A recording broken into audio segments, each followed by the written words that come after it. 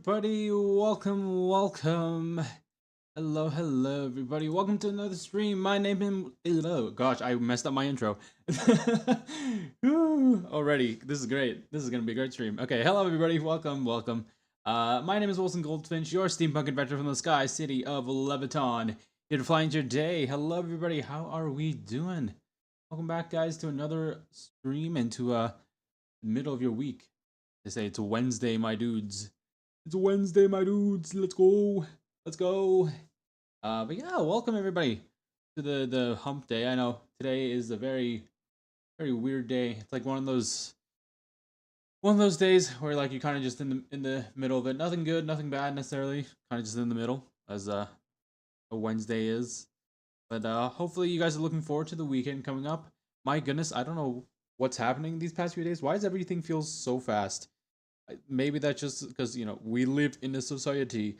Be like, but my goodness, I don't know about you, chat, but these past few days for me have been going by real fast and insane. I feel like I've not really been doing too much, even though I've been doing a lot. Maybe that's why. I don't know. Maybe if you are like busy all the time, uh, maybe it makes sense things to speed on by. But at the same time, I guess that kind of makes sense, right? Because you're preoccupied with other things. But if you don't really have much to do, the day kind of drags on a little bit. Sense, I guess. How are we feeling, chat? Hopefully, everyone has settled in nicely. We're gonna be doing some game design today for our original TTRPG. We haven't done this in a while. We're going back to our roots here with all the designing stuff. So yeah, it'll be exciting. But before that, I did make an announcement on my Twitter. I don't know if you guys have seen it, but I don't know how this happened. I was just okay. If you were here yesterday, we did the Hollow Marathon, and we did a bunch of Hollow indie games. More specifically, we did Age of Advent, and we did gosh, my Hollow X Break or Hollow Break, however you pronounce that. But yeah, we did those yesterday, and for the life of me, we were supposed to have two other games that we are supposed to play.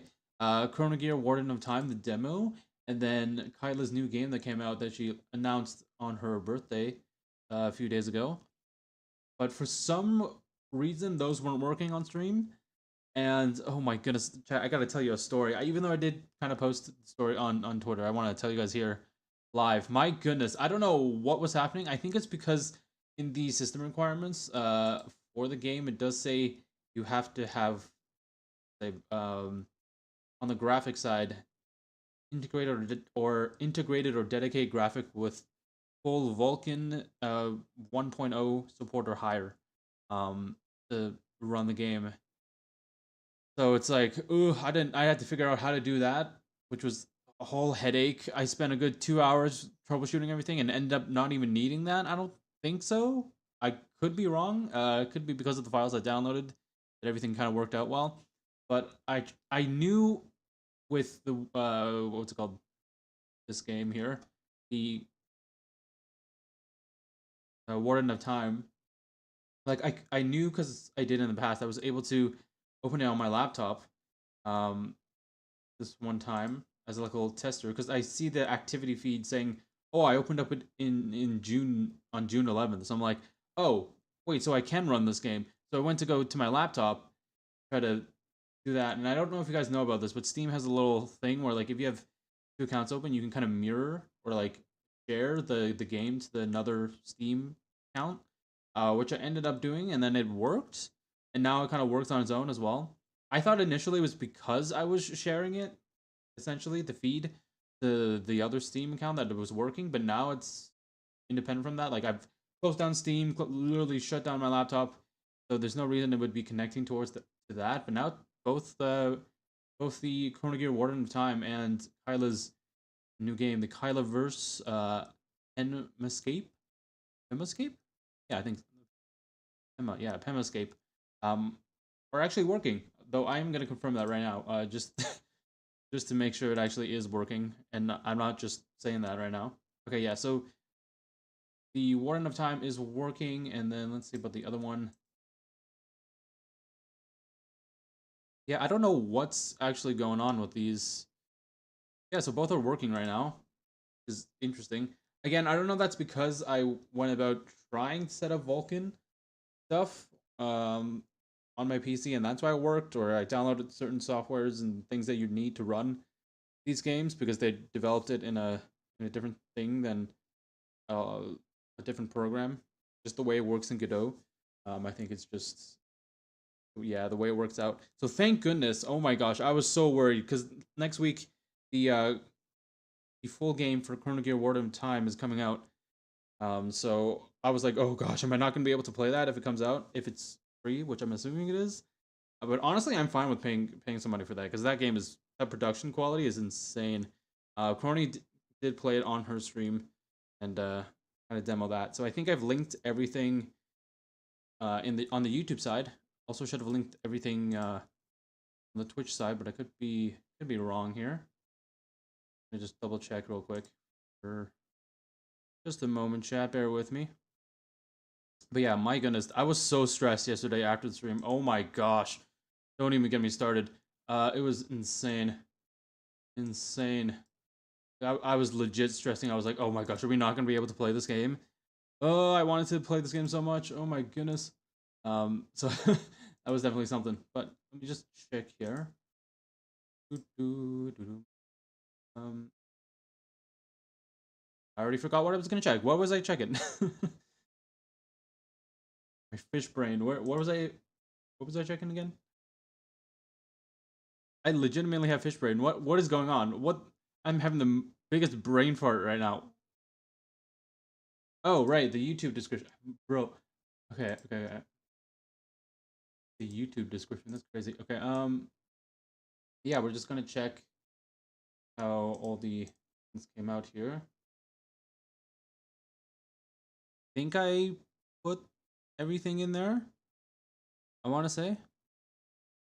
I may have not have updated it on the YouTube side, but we can check real quick. But we're probably gonna save the start of the stream for that, and then we're gonna get into our game design stuff.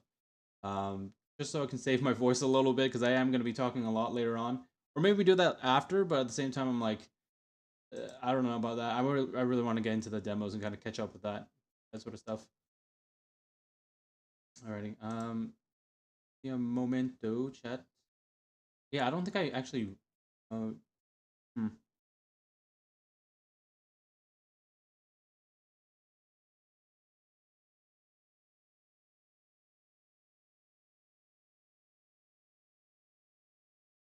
Gonna update some description stuff.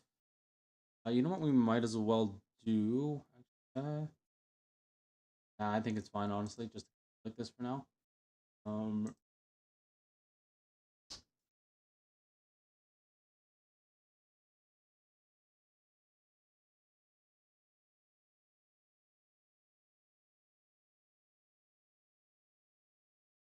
yeah. We might as well put on some music then, as we go along here. Okay, we can find my music folder real quick. Go. So I need to get the guy out of here. Quick, go. Move him here.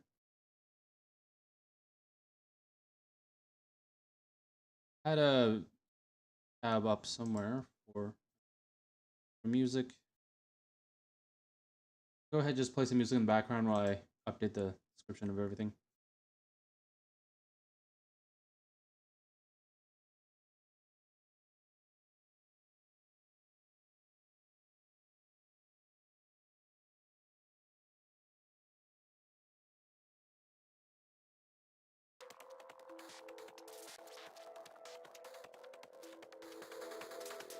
Alrighty, got that going on in the background there.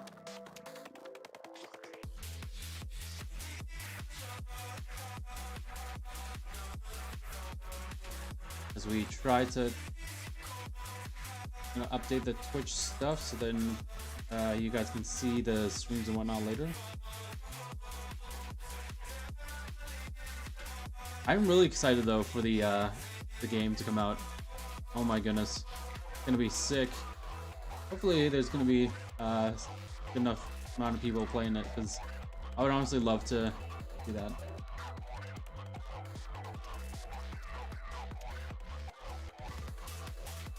Hopefully Crony also plays the full game on stream, but I don't know. But again, from what I've seen of that actually goes crazy.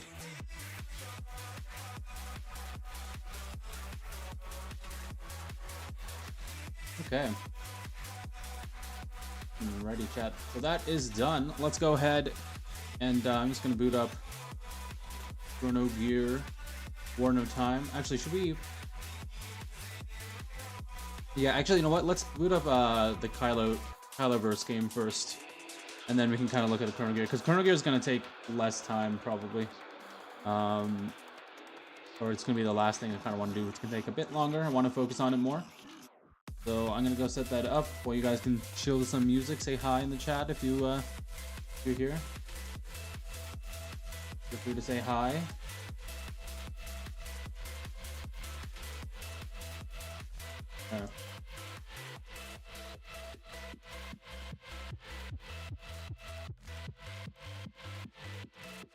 But yeah, yesterday was honestly, I loved yesterday's games. It was so fun. Oh my gosh, the Age of Advent games, the ride share, oh, amazing. I did hear though that apparently there was an official like announcement for it for whatever reason, like official announcement for the update for whatever reason. So that was definitely interesting to see. But I hope that doesn't affect things too much with how the game was, because I saw some people playing it when it came out, when that update came out, and people were kind of going on that, but I don't know. Alrighty. Gato, let's head on over to Kyloverse and what's it called? Kyloverse Pen Escape real quick. Alrighty, welcome back, chat. Inventors. I don't know. Do you guys rather I call you chat or inventors? Just let me know. Because inventors is technically our fan name, but I don't know how much we really use that. I mean, we still use it, don't get me wrong, but it's just I guess as a general term, saying chat also works as well. Alrighty, well this is the game that we were missing out on last time. We finally got it booted up and everything, so really happy about that. Really happy about that. I need to move my notifications real quick. Okay, there we go. Alrighty. Well, let's just get into this quickly, and then we're gonna go into some game design right after. In terms of our game design stuff, if you guys are here for that, of course, feel free to stick around. We're gonna do some games until then. I also kind of need some time to kind of think about what our goals for that is gonna be, because I know I want to like update the core rulebook with our system, and then potentially give the system a name, and then what else? Design-wise, I want to get a character sheet going, or at least a draft of it going, that we can continue to work on, and then perhaps like a logo design or something. Be kind of cool. Also, we'll kind of consider the name a little bit and see if I still want to call it WBC Realms, because I don't know about you, but that's a mouthful. Yeah, I don't know about you guys, but WBC Realms is quite a mouthful, so I don't know if necessarily we want to keep it to that. Maybe just Realms or something like that. Anyhow, let's get this game started. This is Kyla vs. Pen Escape. I guess we'll figure out the story a bit later, but let's actually see the credits first. Credits where credits due. Concept from Kyla herself. She did debut this game during her birthday on August 30th. So again, as we said yesterday, happy late birthday. But Kyla and of course all these people got Janitor KU, very nice. I also heard that like on her member stream, the fans that you encounter and meet are named after the community members. So maybe if you guys are seeing this, I don't know if you are, but if any of you end up seeing this, hey, maybe we'll bump into your name, who knows. But yeah, again, this was shown off at Kyla's birthday stream just this week. So yeah, at least for those of you that are watching it when this stream's coming out, it was this week. But yeah, otherwise, feel free to the credits are kind of keep rolling over and over again, but feel free to check out Kyla's original stream where she was debuting the game. Show her all the love and support, of course, of course. But without further ado, let's get into the game ourselves here. How do we get out of this escape? There we go. Play. All right, how does this work? I guess I'll read the description as well for those of you that want to know what this game is about. So essentially, the concept is that Kyla has gone missing from Hololive ID. Play as her army of assistants. The Diamond, I think it's called. Correct me if I'm wrong, chat, with the pronunciation on these, because I'm not the best at keeping up with the fan name stuff. I don't watch Kyla too much, but definitely have seen some of her stuff through clips and whatnot.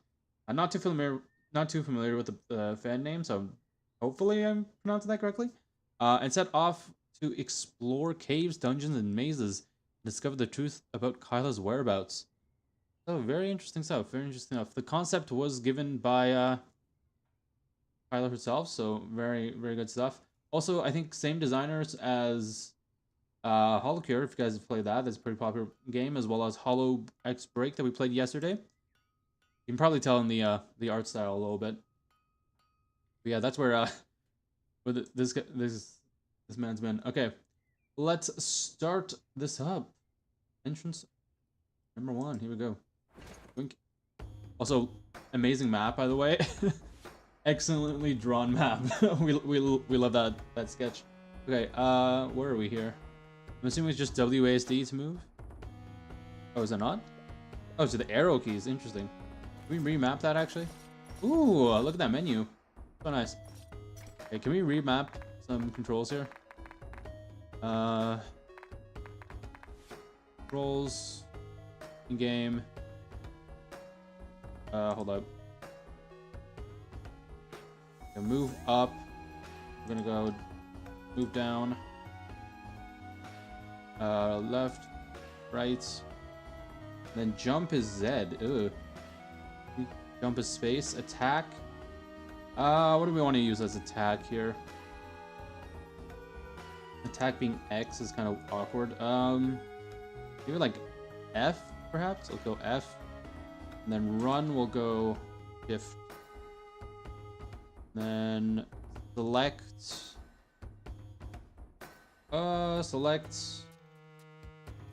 Select will do C, and then cancel. I guess cancel will do like. Yeah, I think we can stick with X for cancel.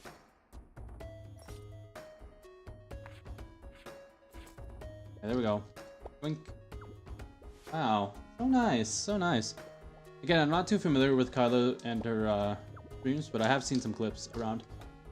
But I love that. Okay, so whoever is this? This is apparently one of the members, if I remember correctly, from the stream that she's talking about. Yeah, whoever Dragon Solid or 77 is, shout out to you. Got a little mine situation going.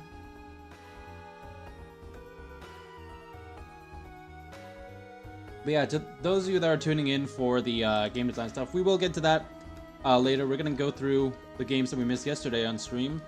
Not too much. We're not going to get too far into it. Probably only chapter 1 of this one here. Press space to perform a jump. Hold the jump to jump longer. Wow, okay, wow. Let's see. Ooh, you can do a short jump and a fast jump. I'm loving the music too. So nice. Uh-oh, we got a little spot at the end. Oh, to oblivion. Ow. We hold shift to build up and speed. Ooh, look at us. Whee! Yoink, yoink. Wow, look at that speed. So nice. Oh, whoa, what was that? We did a little tuck and roll there. Oh my goodness. While holding, let's see. While holding S, press space to fall through thin platforms. Ah, nice, okay. Jump towards the edge of a platform to climb it. Oh, that's nice. Okay, is that what we kind of just did? We did a little tuck and roll there. Was that what that was? Perhaps? Press F to throw a brick. Bricks can break through some objects or obstacles. Ooh, can we? Oh yes, we can. Wait, do we have a double jump in this game? Nope. Kind of do like a little tug and roll there. That's fun. Alrighty. Oh. Oh, look at the roll. Oh, it's so cute. Roll. Nice. Okay. Can we do like a wall? I wonder if we can do like a wall climb kind of thing. Wall jump. Can we climb on these vines? Maybe not. Oh. Wow, so nice. I'm loving the design of this game. I guess this kind of works as well for like game design stuff for today because yes, this may be video games, right? But I think a lot of the concepts and strategies behind making a good game still kind of apply to physical games, you know? It's definitely a lot of the same theories, a lot of the same like principles still apply, which is really neat to see here. And of course, being indie games is all just makes it tie in very well. You know, we're kind of making our own little game as well, so it all makes good sense. All right, enemies will roam around this ancient mine. Use your brick to defeat them. Okay. Oh, hello. Okay, maybe then hold up. I'm kind of thinking how this is gonna work. If we're gonna encounter a lot of enemies, I don't think. Yeah, I think we maybe change up our keybinds again. Select, let's go to F instead, and then attack, because I feel like it's going to be a thing that we use all the time. Let's just go to J, why not? And then we'll use run. Actually, hold up. No, let's do...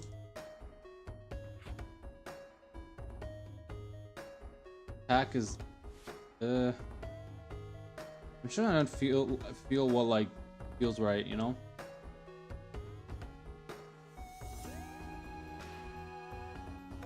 On my keyboard here. Okay, we'll go J for attack and run as... Okay.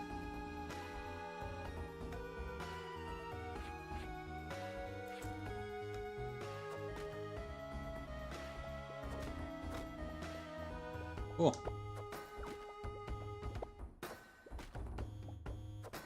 Throw the brick. Ooh, we got this nice little gemstone. Ooh, very nice. Okay, yeah, I feel like it should be K and L actually. I'm changing up the keybind so much in Ventures, but such as what the game design is. Oh wait, does that conflict with? No, it doesn't. Okay, never mind. Also, does this operate with controller? Hold on, I should have tested this with controller, because that actually might make it way easier. Let me just try that real quick.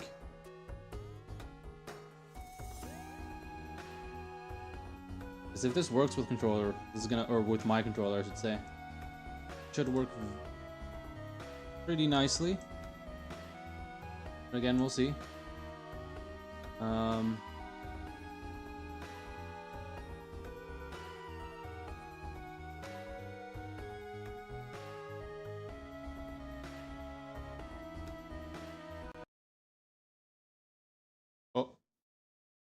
Oh shoot, hold up. That's not the one I wanted. Oh, wait a minute. Okay, maybe we don't go controller. Maybe we don't go controller. My game, I accidentally linked it to the wrong thing and it crashed. Okay. Boop. All right. We're back. Well, at least we can get to see a little bit of the story here. Every day they happily created all sorts of gears and gadgets. It was a peaceful time. One day the forge was quiet and the blacksmith is gone. All citizens started to panic. The panic at the panic. They noticed a note. If you want your annoying blacks. Oh, we had to conquer something. Ooh.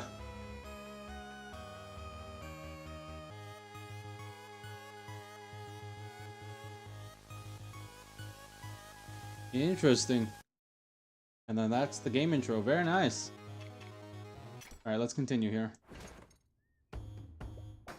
So, we mapped it. Okay, there we go. Think.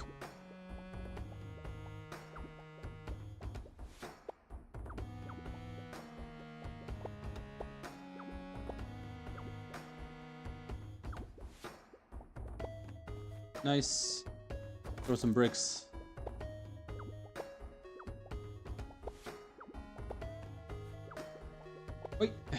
Nice. No, we didn't get a gemstone. Oh no, wait, never mind. We got a gemstone. Hold S and W to near a ladder to climb. Okay.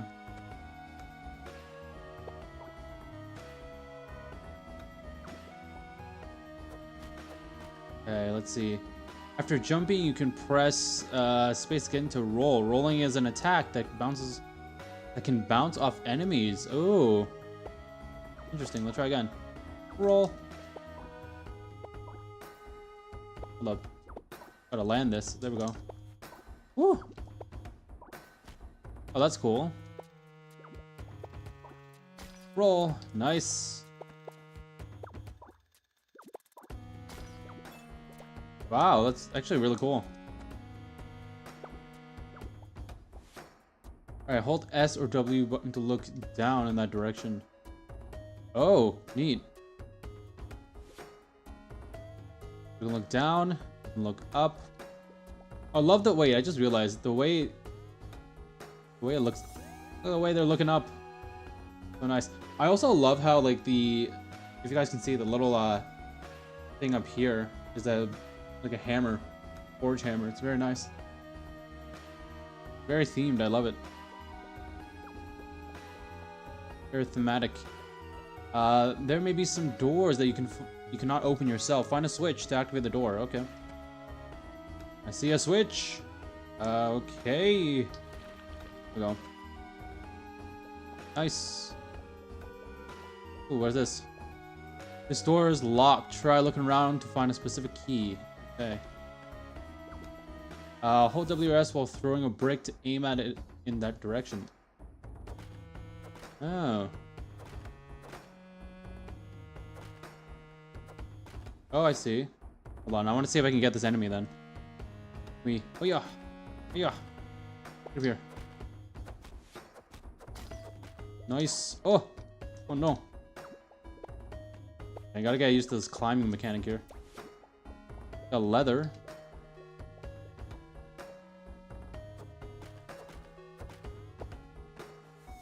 Ow. Ow. I don't like that roll. That roll's kind of... eh. So we have to jump again, apparently, to cancel the roll. Okay.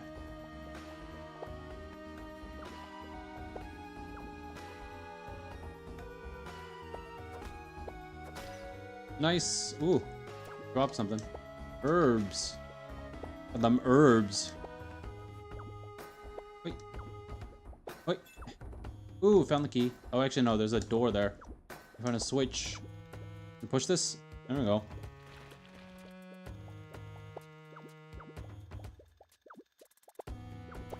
Nice. Whee! Nice, we got a checkpoint. Cool. Ancient mines will have all sorts of branching paths. Explore them as much as you can. Ooh, okay. Interesting.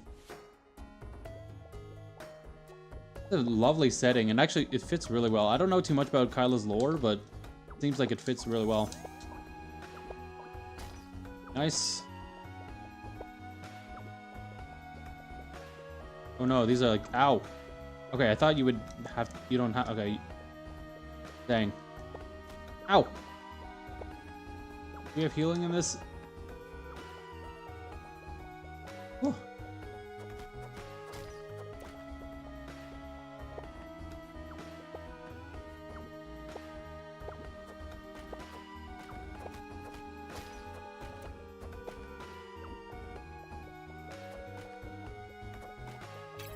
Nice, we found another checkpoint. We only have so much health, actually. Do we have any items?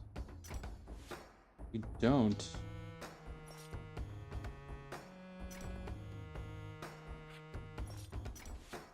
What are herbs do? Unknown herbs. Are you sure you should be consuming this? Can we consume them?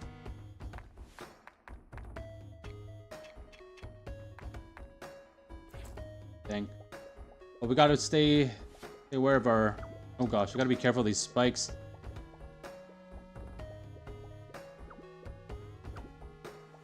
Ow! Oh my god.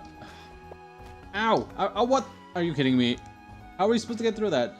Okay, at least we got a checkpoint. That's nice. Do we still have all our items though?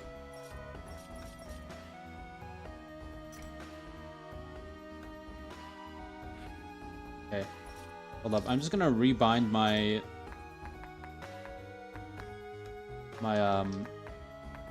cancel key real quick.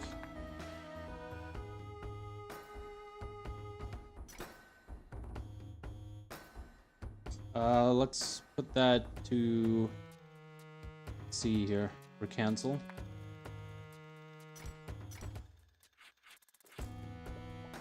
I see as well, and we have a little dungeon map going on. It's really nice. Okay, we gotta be careful. How are we supposed to get across this? Oh, what are you?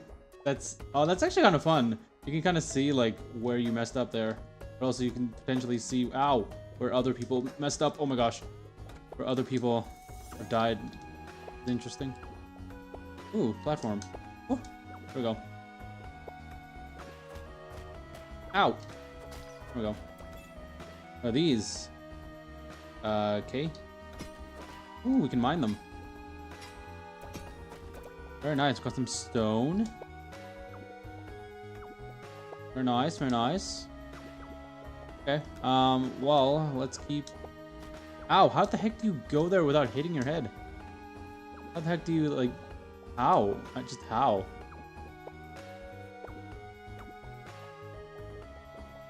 Alright, let's head up.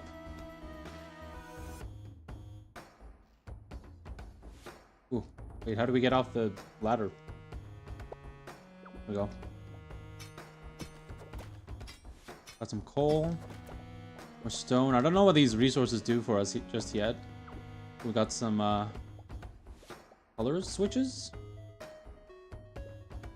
Yeah, it looks like it's a code. We'll need to figure out what it is, what it stands for. Ow! Oh my gosh, this thing pierces. What? I thought it was okay. I was gonna do a roll there to cancel to get that, but my goodness. Okay.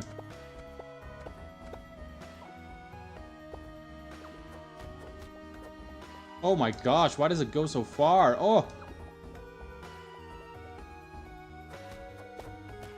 Oh.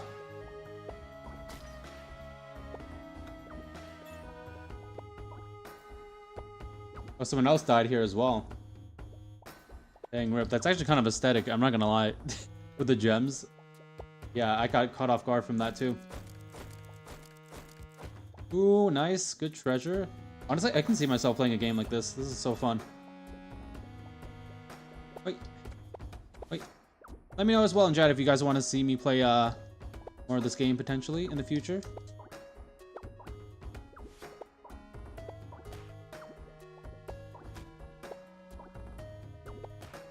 Ow.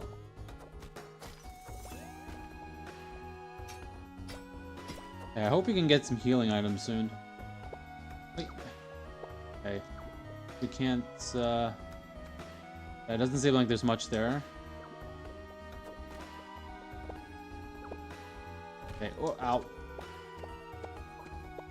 The strat, you just keep pressing up. You can jump quickly. Oh, we got floating stuff? Hold up, how did we get there?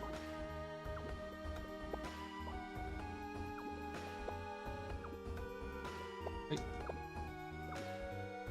Oh, an anvil, hold up. Do we have to perhaps hit this anvil down?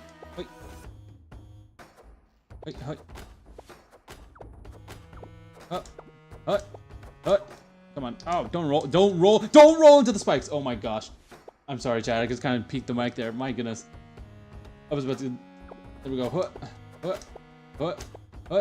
Will this even break? Come on now. Gosh, will this fall? Or will this not?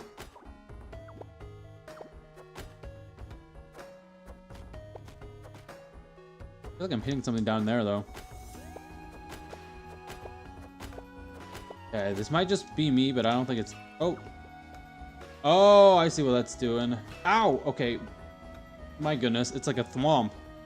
Ah, it's like a thwomp from Mario. Okay, got it. Like, what does that do? Okay, cool. Well, let's wait for the platform here. Nice, we gotta be careful. Got a spring. Whee! Very nice. Whee!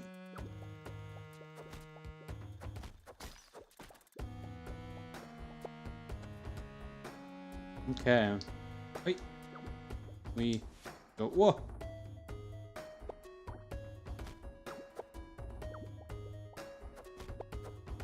What? Ow! I thought I. Whoa! Oh my gosh, this thing is insane range. Come at me.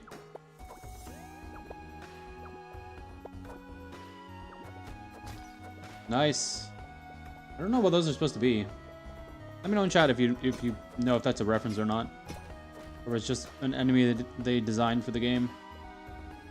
All right, that looks like a pit of death. So let's not go there. I'll go there.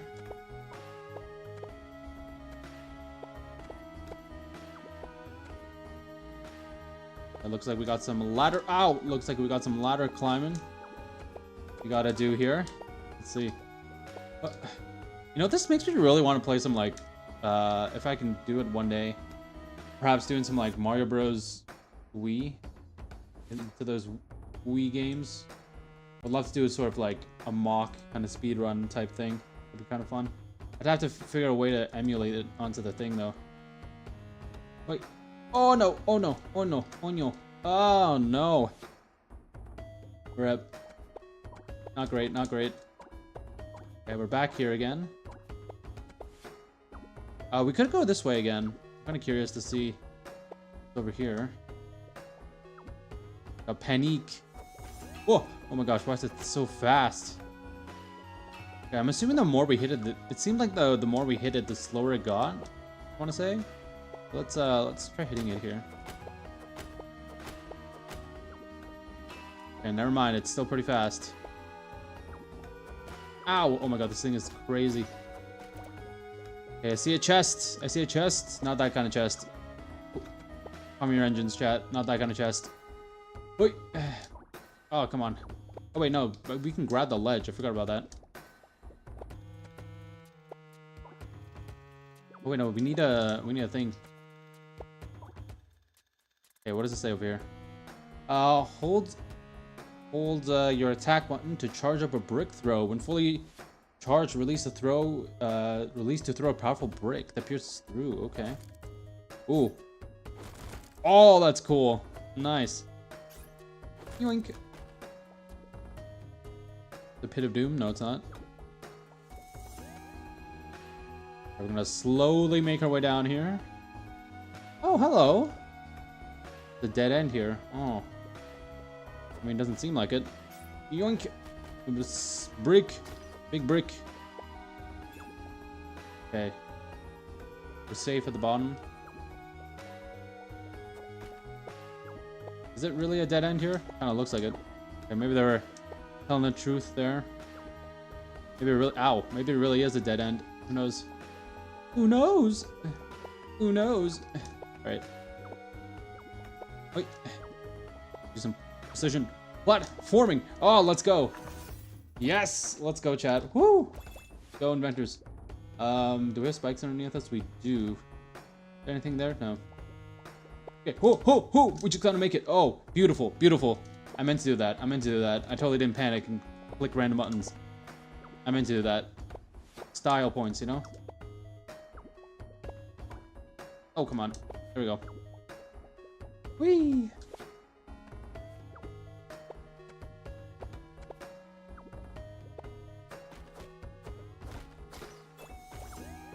We got a button here. What'd that do?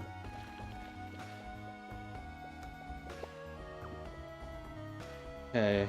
Okay, so that was where we... Oh, wait, does that open up the... Shoot. I feel like I should have kept that enemy there then. Maybe there's another way?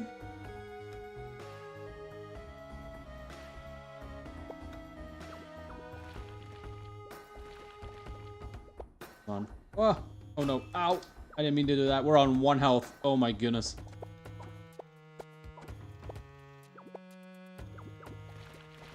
But that's probably opening up the... That's opening the door at the bottom, right? Yeah, it is. How do we hold this down? There we go. Nice. Okay, so that's how you get to the top there. Interesting. Dang, this place has so many paths.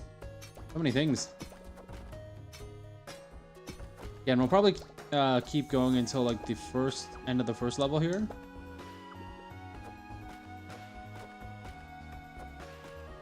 Okay, super brick. Oh yeah! Oh dang, super brick.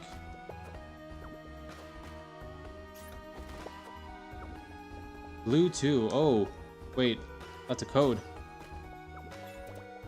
Okay, we gotta remember that. Blue 2, chat. Blue 2. Okay, I want to see what's on this platform. Can we get here? Can we make it?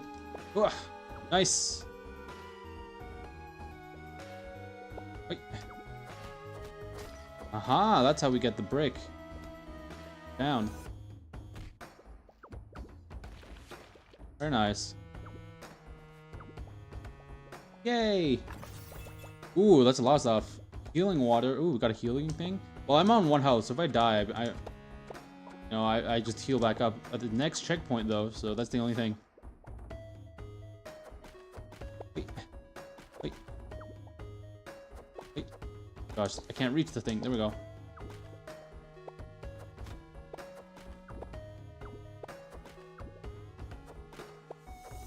Oh my gosh, this is embarrassing. Come on.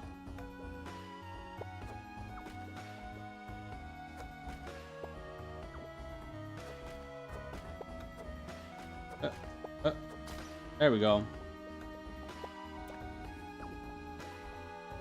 Let's go over here. Ooh, nice. Again, I'm not too sure what these resources do for us right now. It's gonna be something good. Oh, are these the ladders from before? Oh, that's neat. Alright, boing. Alrighty. Stuff. Oh gosh, not in the spikes. My goodness. I just said screw it. I'm done. Alright, well at least we know where to go now.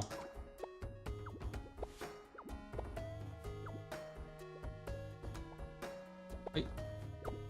Whee.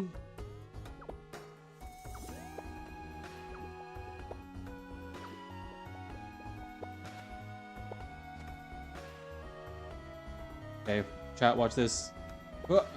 No! Oh my god. Ow. Ow. Okay, we're fine, we're fine, we're fine. Maybe? Are we fine? I don't think we're fine. Oh man, do we have to go through this? Wait.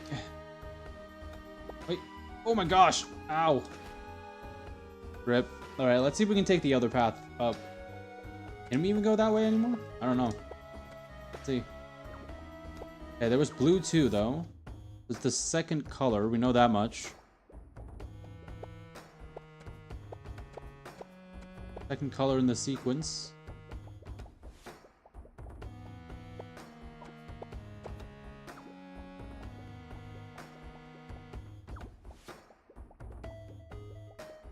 Look at our little, I don't even know what to call them. Appendages, little flaps.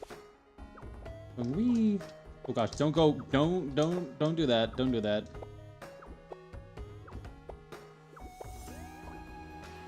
Oh.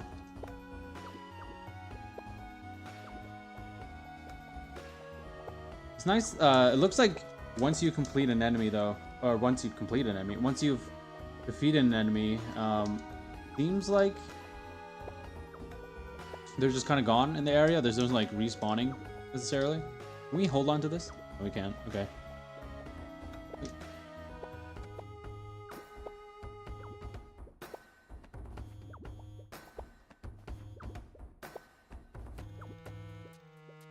All right, here we go. Huh.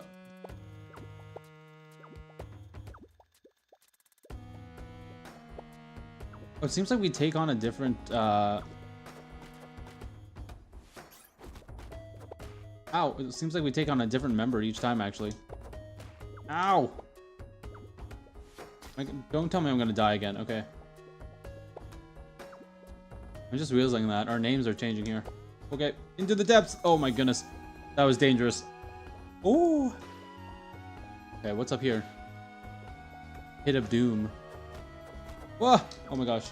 You're scary. You're scary. Get out. Get out. Oh my gosh. Oh no. So are all the other... Yeah, we're Brian now. Oh my goodness.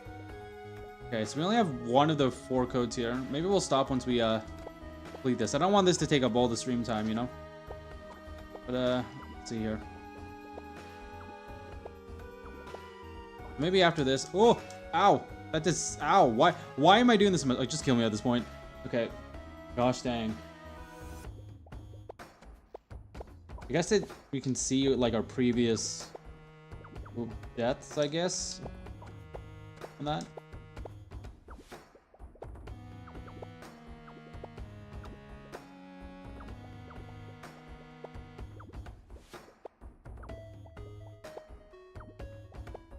Yeah, I'll give it a few more attempts and then... Yeah, okay, yeah, so these are our previous deaths. What this is. Okay, that's what that is. It's not someone else. I don't know why I thought it was someone else, but... Interesting stuff. Ow, okay. A very fun game so far. I'm really enjoying it. Glad we didn't miss out on this.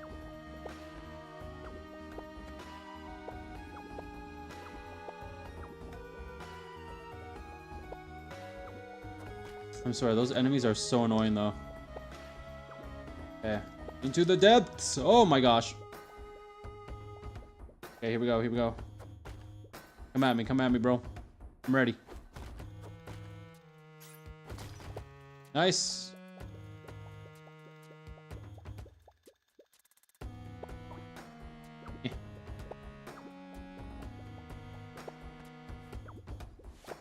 Oh. Oh my gosh, why can't I climb this? Here we go. Oh my goodness. There we go. We got a lantern. Green 1. Okay, so green 1. So green, blue. What else we got?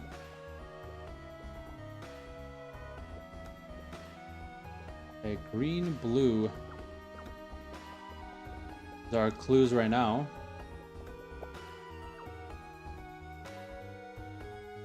Ow.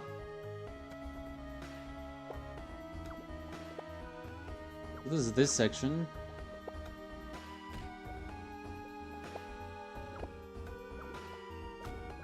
Ow. I guess we could kind of just brute force the other ones. That's 50-50, right? So we might as well do that. I think that's all the clues we need. It's only 4 switches. Now, question is, how do we get back there? Ow. Ah, you can't trick me now.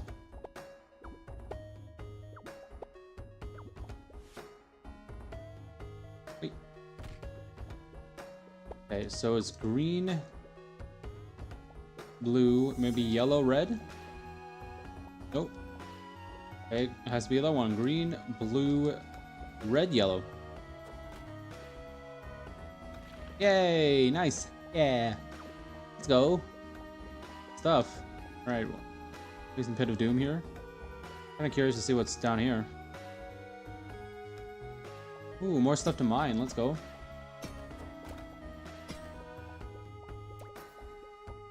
Got 3 coals. Whee!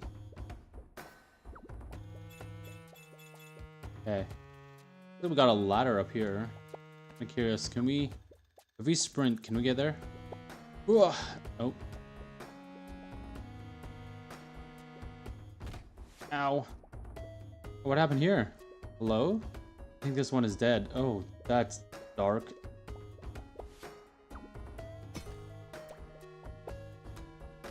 Ow. That hurt. Okay. Ooh. Yay, checkpoint. Good work. Yeah, thank you. Oh, ow! Oh my gosh! That's insane. Really hit us with the good work and then hit us with the heckin' anvil. Ow! Oh my goodness. Well, at least we got that checkpoint right next to us. Here we go.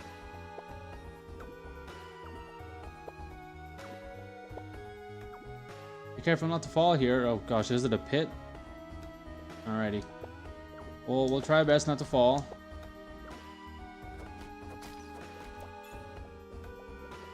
Alrighty, well, I think this is a good... Oh gosh, nice little parkour there for you guys. I think it's a good spot to stop and go check out Chrono Gear Warden of Time, the demo. Head on over to do that. I'm gonna boot it up real quick. Then we can start doing our stuff for the stream, for the game design. You know, prompt our mind first with some games. Some nice indie games, so perhaps we can ponder some game stuff ourselves. Right, I'm gonna boot up Warden of Time real quick. Get onto doing that. Close this down real quick. Hopefully I didn't need to save that, but fine. Alrighty. Okay,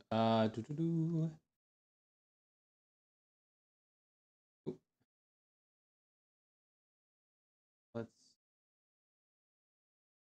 recapture this.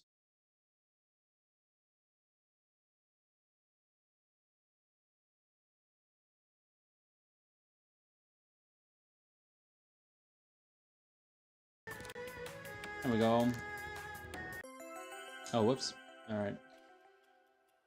Well, hopefully we'll get that little intro again as we head into the game. This is Chrono Gear Warden of Time, the demo for the full game that's coming out next week. We're probably gonna take a look at on Friday. Try to catch it while we're ahead, you know. But oh my gosh, this game is insane. Just from the trailer alone, we looked at the trailer and whatnot last time, or yesterday, I should say. But my goodness, this game is insane. The fact that this is a indie, like, fan-made game is actually crazy. All right. Of course, let's go to the let's see, extras. Turn for now. The border art. Oh, we can change up the border art. Oh, to Hollow Promise, Belltown, Gradient, none. Okay, interesting. Well, we're gonna keep it as promised here. Also, actually, no, never mind. I was just gonna say I like the detail of it being cracked. Like this, essentially the screen or the glass or whatever being cracked, and then mostly on Mume and Fauna. But then I realized it's kind of like all around. You know. Let's see, audio settings. We'll turn music to like 60, 70. Okay, cool. Control settings. Let's see, input type. Auto, I guess. I don't know what this is supposed to mean, but. Alrighty, stage select. Hopefully we get a little cutscene from what we saw in the beginning, but this is already so polished. Already, we got a little iris flying around as well. The stage select screen, very nice. We got tutorial, bell tower, and battleship aquamarine. We got 3 stages to try out today. We're gonna try a little bit of each. I don't know if we're gonna get through the whole thing because this might be a whole stream itself, or at least try out the tutorial today. See how it goes. Alrighty, here we go. It's Mume! Oh my gosh. Oh, hi. Oh, hi. Oh, it's Mume. Sag. 07's in chat for Mume. For Mooms. Oh, hi. Hello. Oh, whoops. No. We're not gonna skip that. No. Oh, hi. Hello. How do we enter here? This? Nope. Here we go. Mume, what are you doing here? I wanted to come look at the thingy you were making. Also, I did kind of check out the Crony playing this demo. All the dialogue's actually written really well. Crony actually didn't put too much of her own voice into this, other than I think the starting cutscene. I want to say, at least for the demo. I don't know what she did for the full game, but maybe it's just the demo. Who knows? I mean, they are pretty busy, so I don't know how much she contributed voice line wise to this game, but from what I remember seeing from the dialogue, it seems pretty pretty accurate. They actually wrote them pretty accurate to, you know, Crony and Mume. Chrono Gear, you can't have it. Too big for my pockets anyway. What's it for? Beyond comprehension for anyone other than me. Ooh. Oh, blue Crony. My warden, the Chrono Gear that will make you stronger is nearly complete. Stronger? Aren't you already pretty strong? I'm flattered. However, this is my personal project. Solo. Alone. Trying to get Mume out of there. Don't you already know some really cool moves, though? Mume. Who are they again? Was it... was it up, down, left, right? That's crazy. What? No? Don't you ever write anything down in your books? Yeah, but I forgot where I put my time, but yeah, wow, that is so on character. That is so on character for Mume. Can you help me write a new one? As much as I despise interruptions. Yeah, there we go. There's that voice line. I can't pass on an opportunity to be written about. Very well, get your pen ready. Let me show you what I can do. Alrighty. It's WASD? Oh, it's not. It's arrows. Interesting. Oh gosh, what happened? Oh, I discovered I accidentally am using an ability that we're not supposed to know yet. Okay, well, I thought space was jump, but never mind. Okay, well, press Z while standing on the ground to perform a regular jump. Okay. You will jump higher if the input is held down longer. You will jump lower if its input's slightly tapped. Okay. Again, can we remap settings here? Can we remap stuff?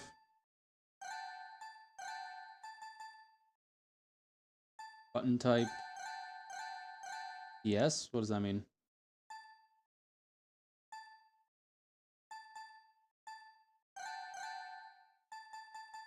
Oh, auto parry. Not for now. I got a bunch of settings. I don't even know what this means.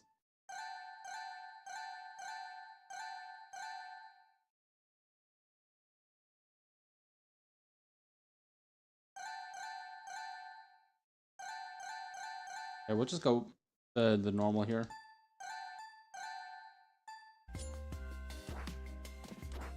Okay, so this is our low jump, high jump.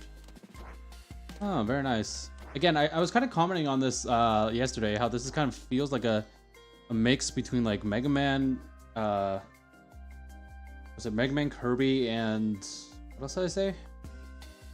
Mega Man, Kirby, a bit of something else. I forgot about which one it was, but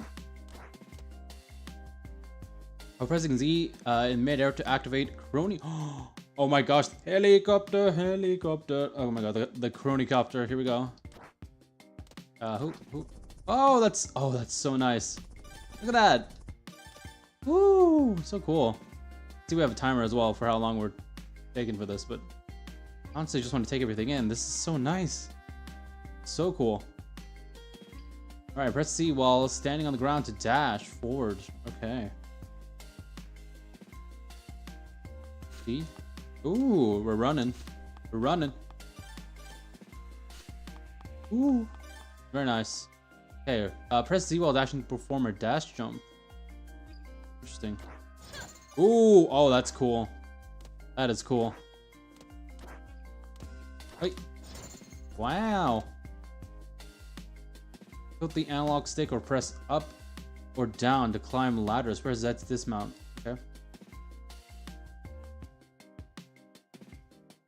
So this, I love the art style for this. It's so cool. Of course, you know, we gotta go with that. Oh, gotta go with that. Oh, what the heck? Oh yeah, we're facing this way. I'm like, what's happening? Gosh, I keep thinking space is I'm using an ability right now, but I keep thinking space is jump. Okay, press and hold X. Okay, to swing your swords at the targets. Ah, very nice. Wait. Cool. Use Chronicopter to attack targets above you. Alrighty. Wow, very nice. What's this? Press C while in the air to perform a drill dash. Ooh. Wait. Nice. Press X while dashing on the ground to perform a grounded drill dash. Okay. Oh, sorry, what was it? Oh, while dashing. Okay. Oh, wow. Wait. Wow, look at that. It's so nice. Oh, what's this? It was a fireball. Swords can reflect any projectile. Attack the fireball and send it back to the target. Oh.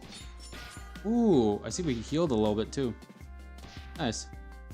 While the white bar at the top left corner of the screen is your health. Yep, we noticed that. The hazards in this environment are harmless, but elsewhere they'll deplete your health. You can restore health by reflecting projectiles, collecting jade apples, or receiving assistance from other members of the council. Nice. Hey. There we go. Hey. Alright, press space to activate haste. This power increases Crony's speed significantly. Press space again to deactivate haste. Doing this while holding left or right will make Crony teleport forward. Ah, the barrier open while haste is active. Oh wow, that's cool. Got a little time stop and whatnot going on. I guess we can only get these when we are in haste.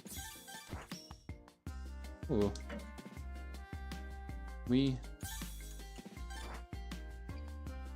Oh wow, the game's faster. Okay, activate. Press V to activate stasis. It's power that creates a time bubble that will slow objects down inside of it. Oh. Press V again to deactivate. Oh, that's cool.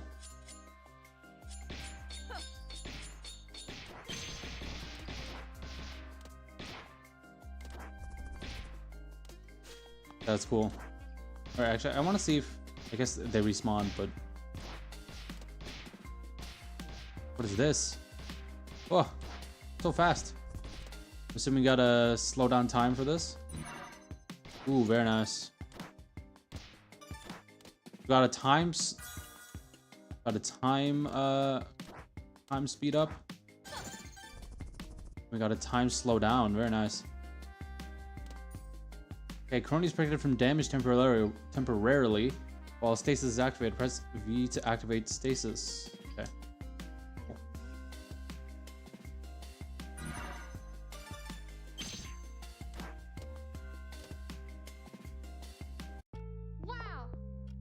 Wow, that's crazy. Yes, you could say I know some cool moves. And this chrono thing will make all that better?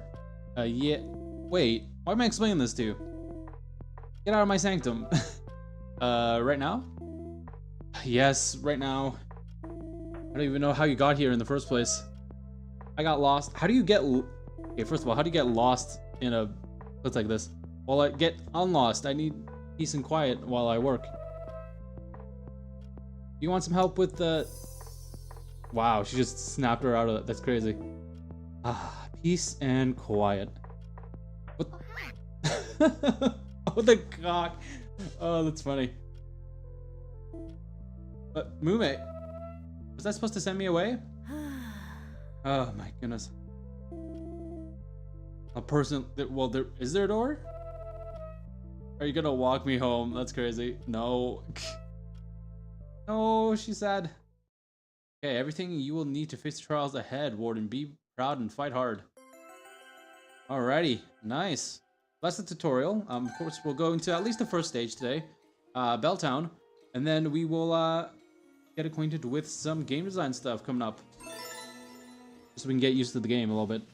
Alrighty, I can remember that space does not jump in this game. So we need to use our stasis. Open this. Oh, didn't mean to do that. Ay, ay.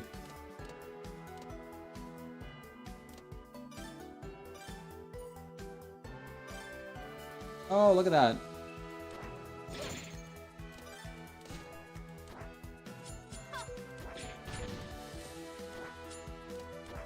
Gosh, I love the music.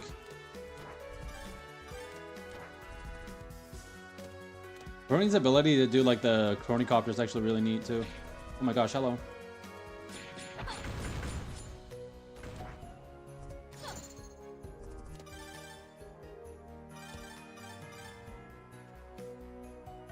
Ooh.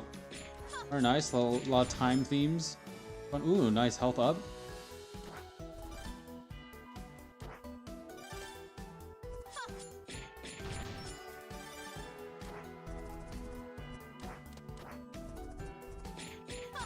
Very nice.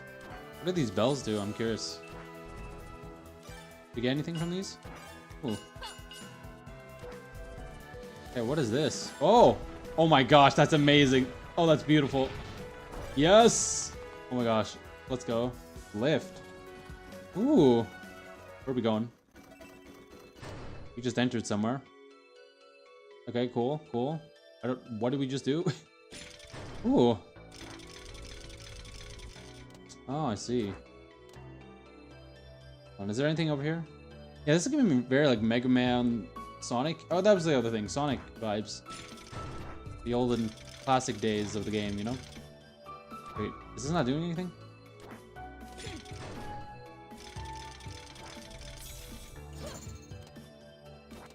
Okay, I shouldn't have activated that.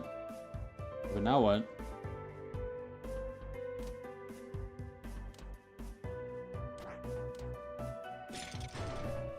Oh, we gotta make it over there in time, I see.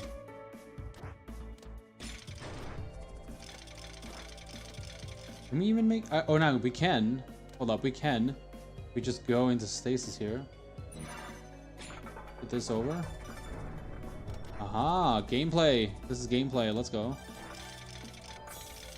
Dude, how do we not do that? Because we'd have to click stasis again, right? Yeah, there we go. Gotta do this again.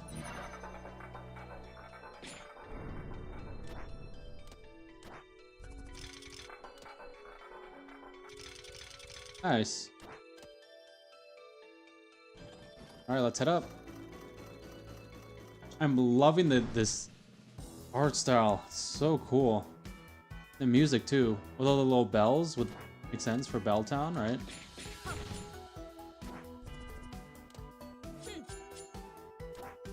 And you can take this game, I feel like, how quickly or how fast you want, or how slowly you want. Oh, whoops.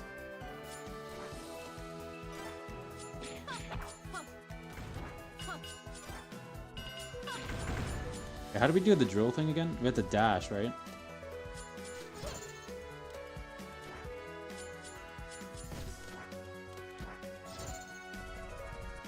Okay, let's hit that clock again. Woo! Let's go. Oh, what? Oh, come on. Oh, that broke here? That's crazy.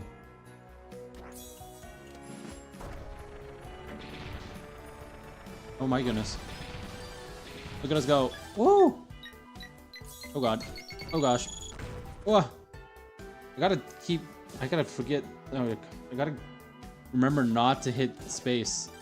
As the heck in, oh, so close. Hold on, can we get this? I wanna practice my mid-air attacks.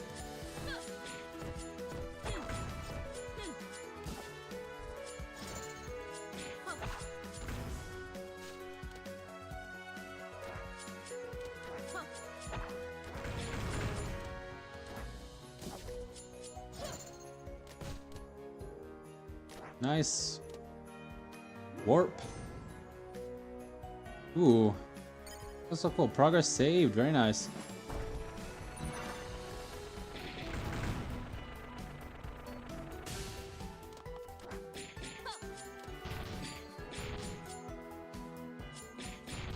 We have a down attack here, it looks like. Wait, up.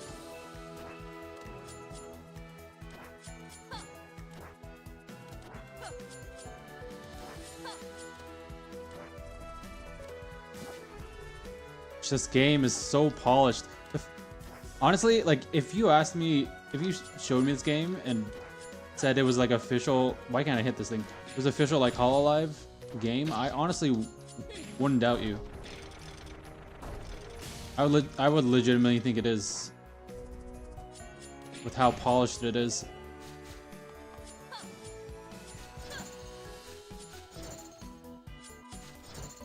Come on, I want to hit it with a thing.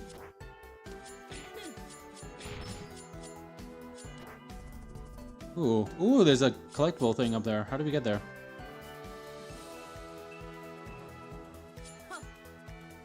Hold on. I think it has to do something with this, perhaps? Yeah, maybe I have to... Hold on, let's activate stasis, maybe?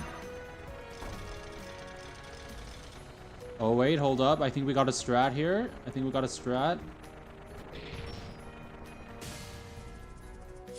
Oh, come on. That would have been so nice. Okay, try that again. I'm determined to get that. Let's go.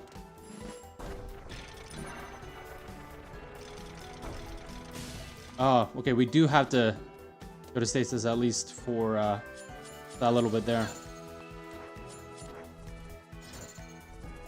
Okay, let's try this again. And then we can time this here. Turn it off, maybe, and then... Oh! Okay. I have an idea, Chad. I have an idea.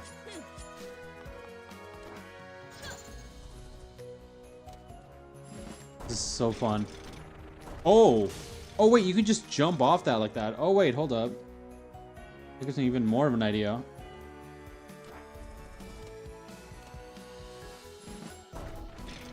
Okay, we go into stasis for this, right? And then we keep it going as long as we can. And then jump at the peak. Nice! Let's go. Woo! We're gaming. We're gaming. Alrighty. Oh gosh, hello.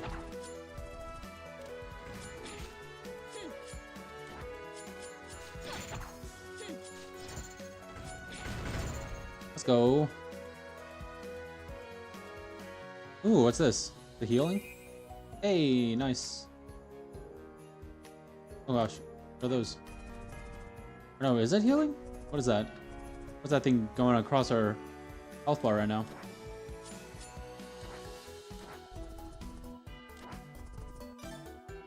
Ah, oh my gosh. Okay, is there anything?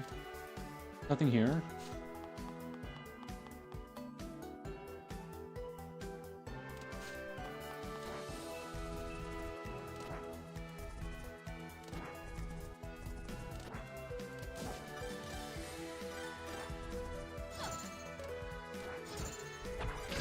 Ow.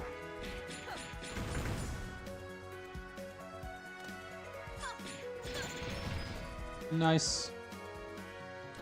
Okay, what is this flick here? Ooh. Uh-oh.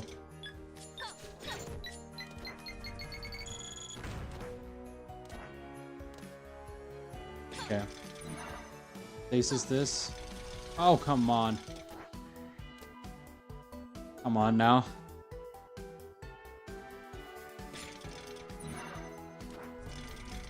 Okay, I think we're supposed to get onto that platform first. Oh wait, hold up. There we go. No! Oh my gosh, are you kidding me? We drilled off the thing. Crazy. Alright, let's try again. Wait. Oh, come on. I guess it only affects what's in the bubble.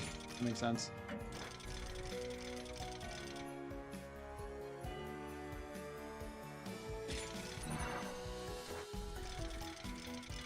Oh man. Okay, one last try. Surely we can do this, right?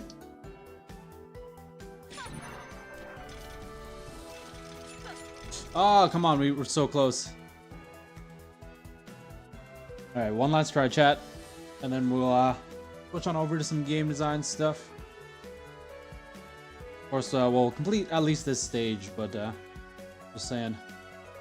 If this doesn't work, we'll try a different approach here.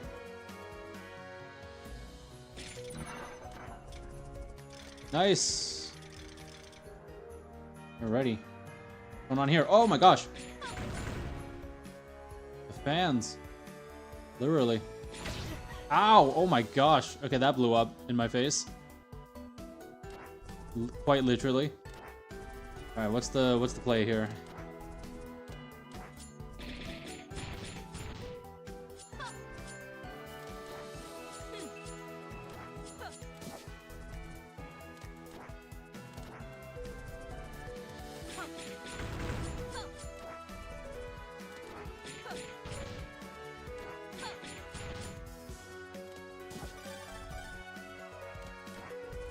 We got some stasis stuff going on here.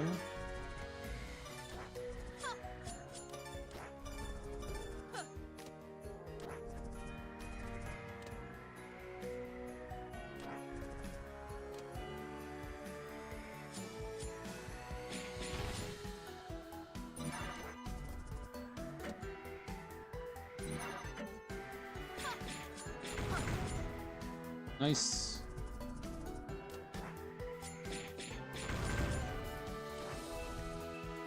Okay, we got some haste going for us here. Let's see. Face, right? Oh my gosh, that's fast.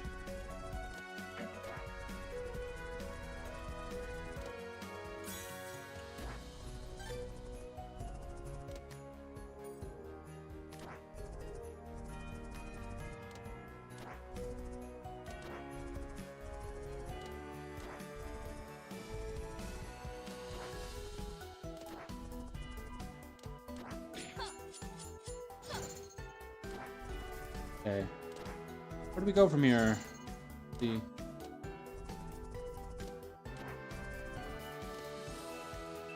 Okay, I think we're supposed to use our haste here real quick. Yeah, so we can get across there faster. Uh-oh.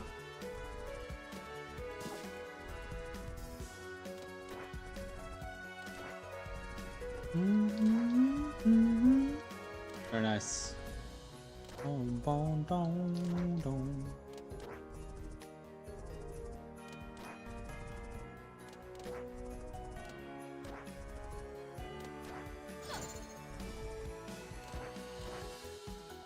Oh no! Okay, come on.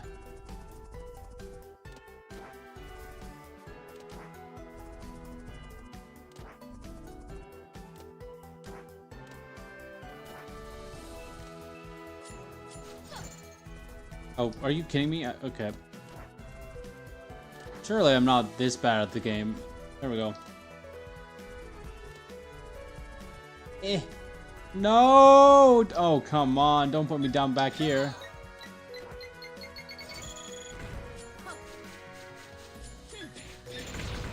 Ow. My health. This is what I get for, just running into enemies nilly-willy. Here we go. Whoa.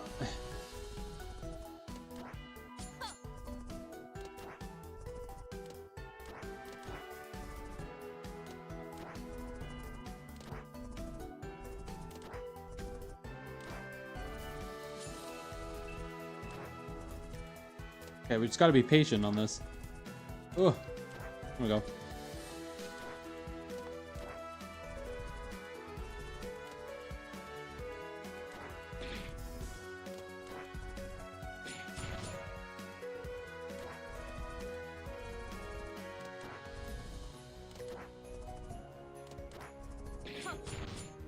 All right, gotta activate our haste, and then we can fly on over there really fast.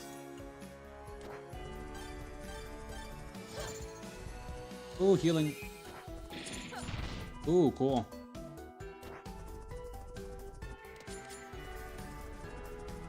Fly over the whole stage.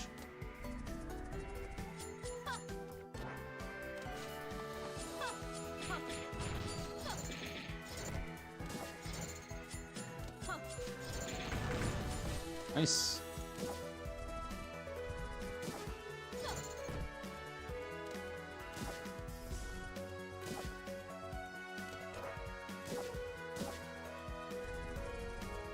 Oh my gosh, come on. Are you kidding? I can't. I'm defeated by a ladder. That's insane. Yeah.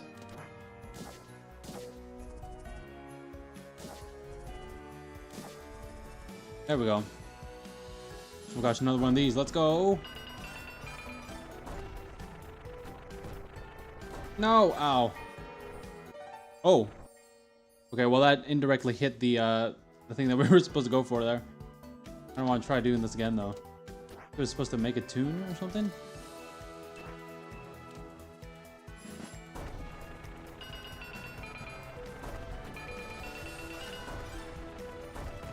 Nice.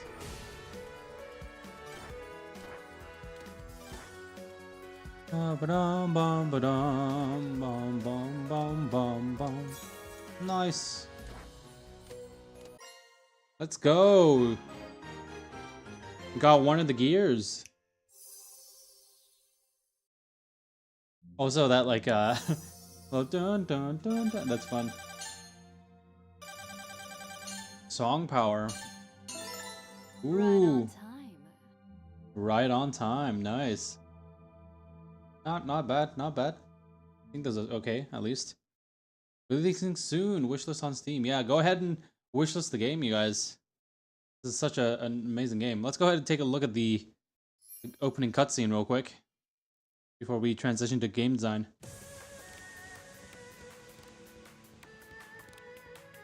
Also, I hope I don't get bonked for this, for the music, but should be fine, right? This is actually insane. Look at this. Trailer. So good. The animation is insane. And then this shot goes so crazy. Cinematography promise. Let's go. Or I guess council. It used to be council, now it's promise because Iris is there. Council / promise. Oh my goodness, look at that. Dusting into nothingness. Oh, who do we got? A Laplas. See, in concept, oh, that's a sick shot. Oh, that's sick. That is a way to open a game. My goodness. This seems like a indie game developers are actually cracked. I mean, just look at this home splash screen. This is actually crazy. Look at this. So nice. Chrono Gear Warden of Time. I'm so excited for the release on the 12th. This is going to be exciting. Well, inventors, that's been our little game sesh for the little first half of the stream. We're going to transition into some game design now that we're fresh on how games work and, well, video games, but also this will kind of help us with our own TTRPG stuff. So let's head into the lore book. We're gonna get into designing our own TTRPG again, based off of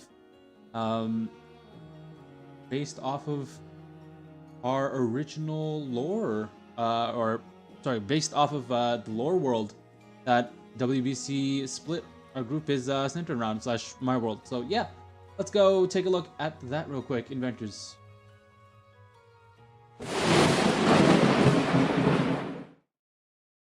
Alrighty, well, again, I am so excited for all the games that we're gonna be playing. It's gonna be so nice. I'm honestly really excited about the again, Warden of Time. I hope it's not paid, but if it is, I honestly wouldn't mind spending money on that because the production is actually crazy. Hopefully they don't delay it any longer, because I think it's been delayed like at least once. Could be wrong about that, but okay, it looks like it is gonna be paid. I actually wouldn't mind buying it. I mean, honestly, like, yeah, it's seeming like the price is around $20 after tax, like $17.99 league price. So if it is that much, then could be kind of cool. But yeah, very interesting game. I love the mechanics of that and everything, so definitely would consider buying that. Alrighty, we're gonna get into our core rulebook here. So if you don't know what this is the tabletop role-playing game, or TTRPG as it's abbreviated in the community. The TTRPG, tabletop role-playing game. So if you played or heard of or seen like anything like D&D, anything like, if you've heard of the name Pathfinder, if you've heard of the name 5e, if you've heard of the name, like, what else is there? There's like what's another popular one? Pathfinder, D&D, 5e. If you heard of Powered by the Apocalypse, anything like that, those are all TTRPG stuff. We're gonna try to make our own. Well, we're working on making our own TTRPG system right now. So that's what we're gonna be working on today. We're working on the core rulebook. So how I usually used to do it, we have a defined system now, so that's good at least. I did this off stream, by the way, so it will be a good update to kind of show you guys what I've been working on. I didn't want to do this too much on stream because I feel like not a lot of people are kind of interested on that. Unfortunately, on the stream, any like game design stuff that I do, it's not really too popular. So it's a bit unfortunate. But again, I get it because stuff like this does take time. Who knows? I might just do like a random stream like this every once in a while, kind of check in and show you guys my progress on the game and how everything's going there. But otherwise, I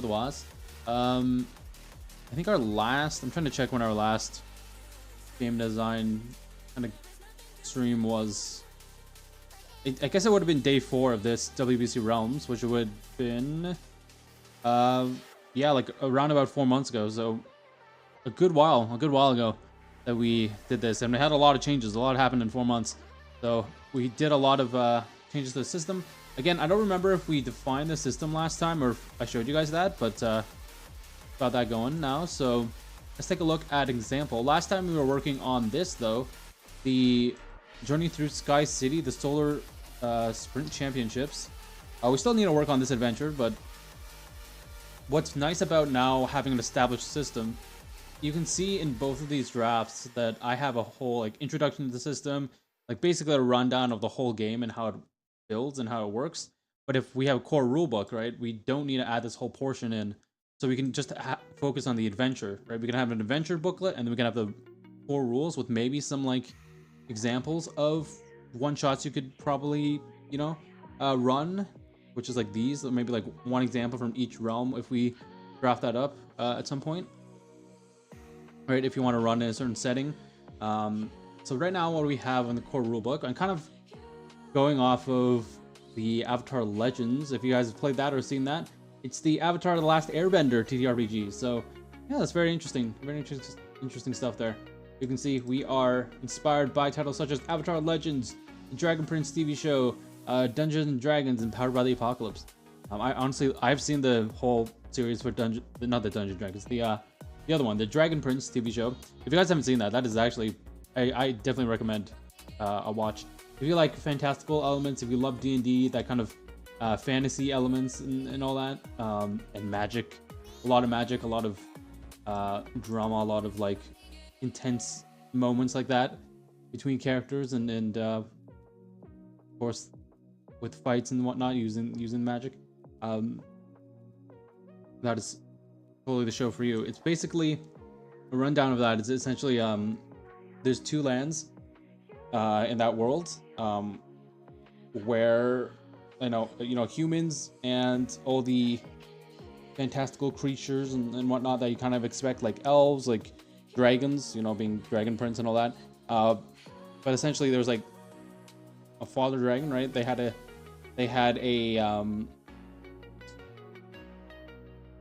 actually no, I should say that all the beings in that world, they have powers, right? Except for the humans. They don't have any kind of magical, mystical powers at all, or any like elemental control or anything. But they did find a cursed way to kind of gain that through dark magic, which came about because they wanted to defeat the dragons and claim the land as theirs, or the humans back then in their conquest, you know. And then the whole idea of the Dragon Prince is that like there was this like big old father dragon, big father dragon. He's like the main guy, you know, kind of dictates all the elemental creatures of the place. very well respected and all that. They had a child. The dragons had a child, which is the dragon prince. But in the middle of the battle and whatnot, the prince's egg was actually claimed to be destroyed, or yeah, destroyed. So there was some conflicts, or stolen, I think, either destroyed or stolen. But essentially never to be seen again by the dragons. And so they created this conflict between dragons and humans, or I should say, all the other magical creatures of the world, and humans.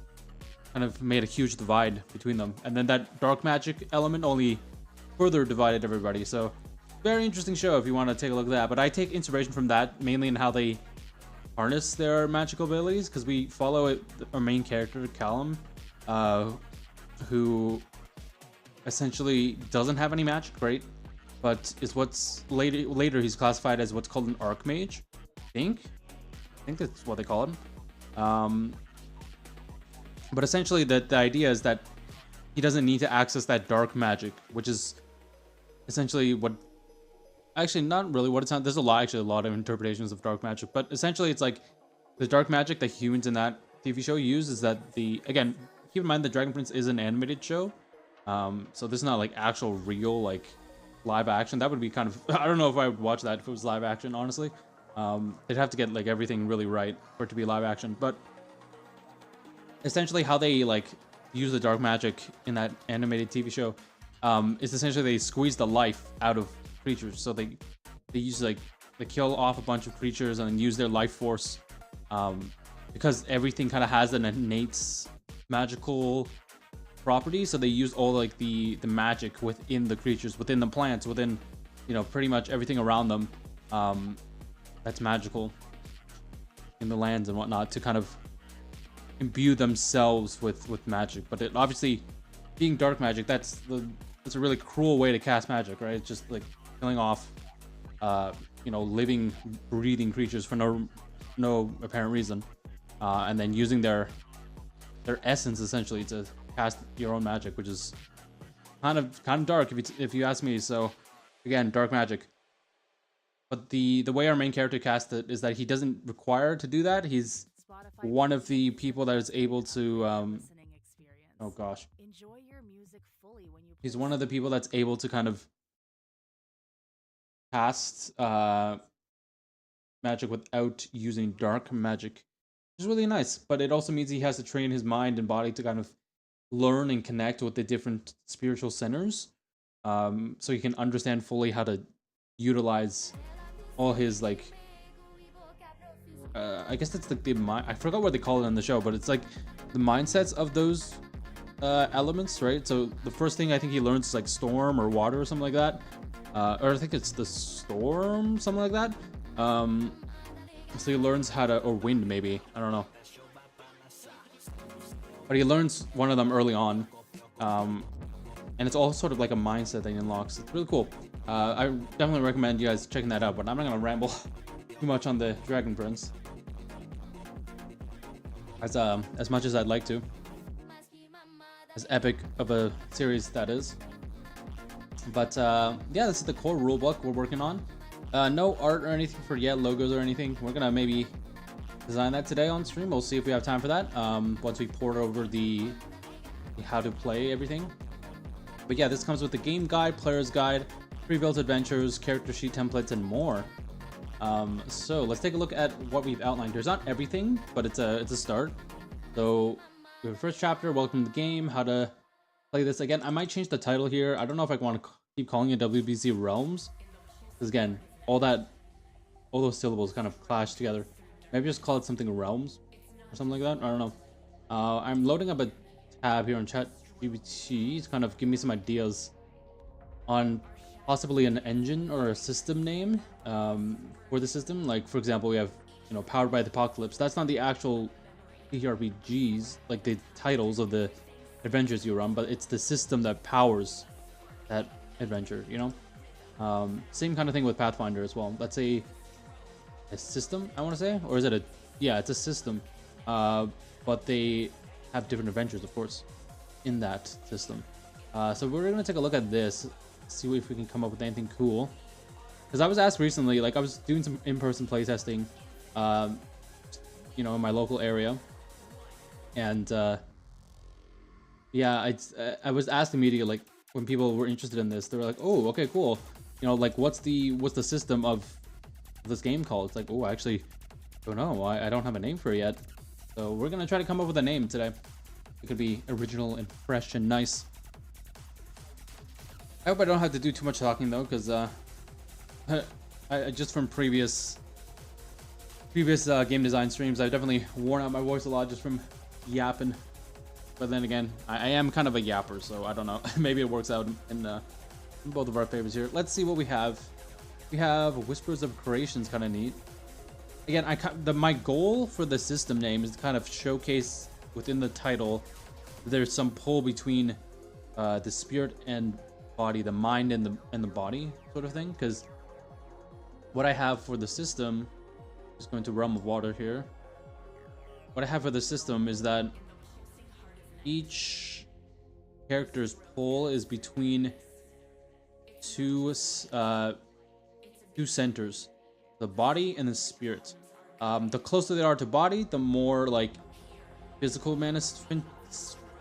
manifestations of elemental power or something that they pursue, and then the spirit is obviously that raw like energy from the actual element itself. So for example, we have 6 realms in this game. I'm part of yours truly, Wilson Goldfinch here. I'm part of the realm of sky. So we kind of center ourselves around being more like, generally, this is kind of categorizing stereotyping, because like not everyone's like this, of course, but like this is kind of the overview of what most people in this realm are like.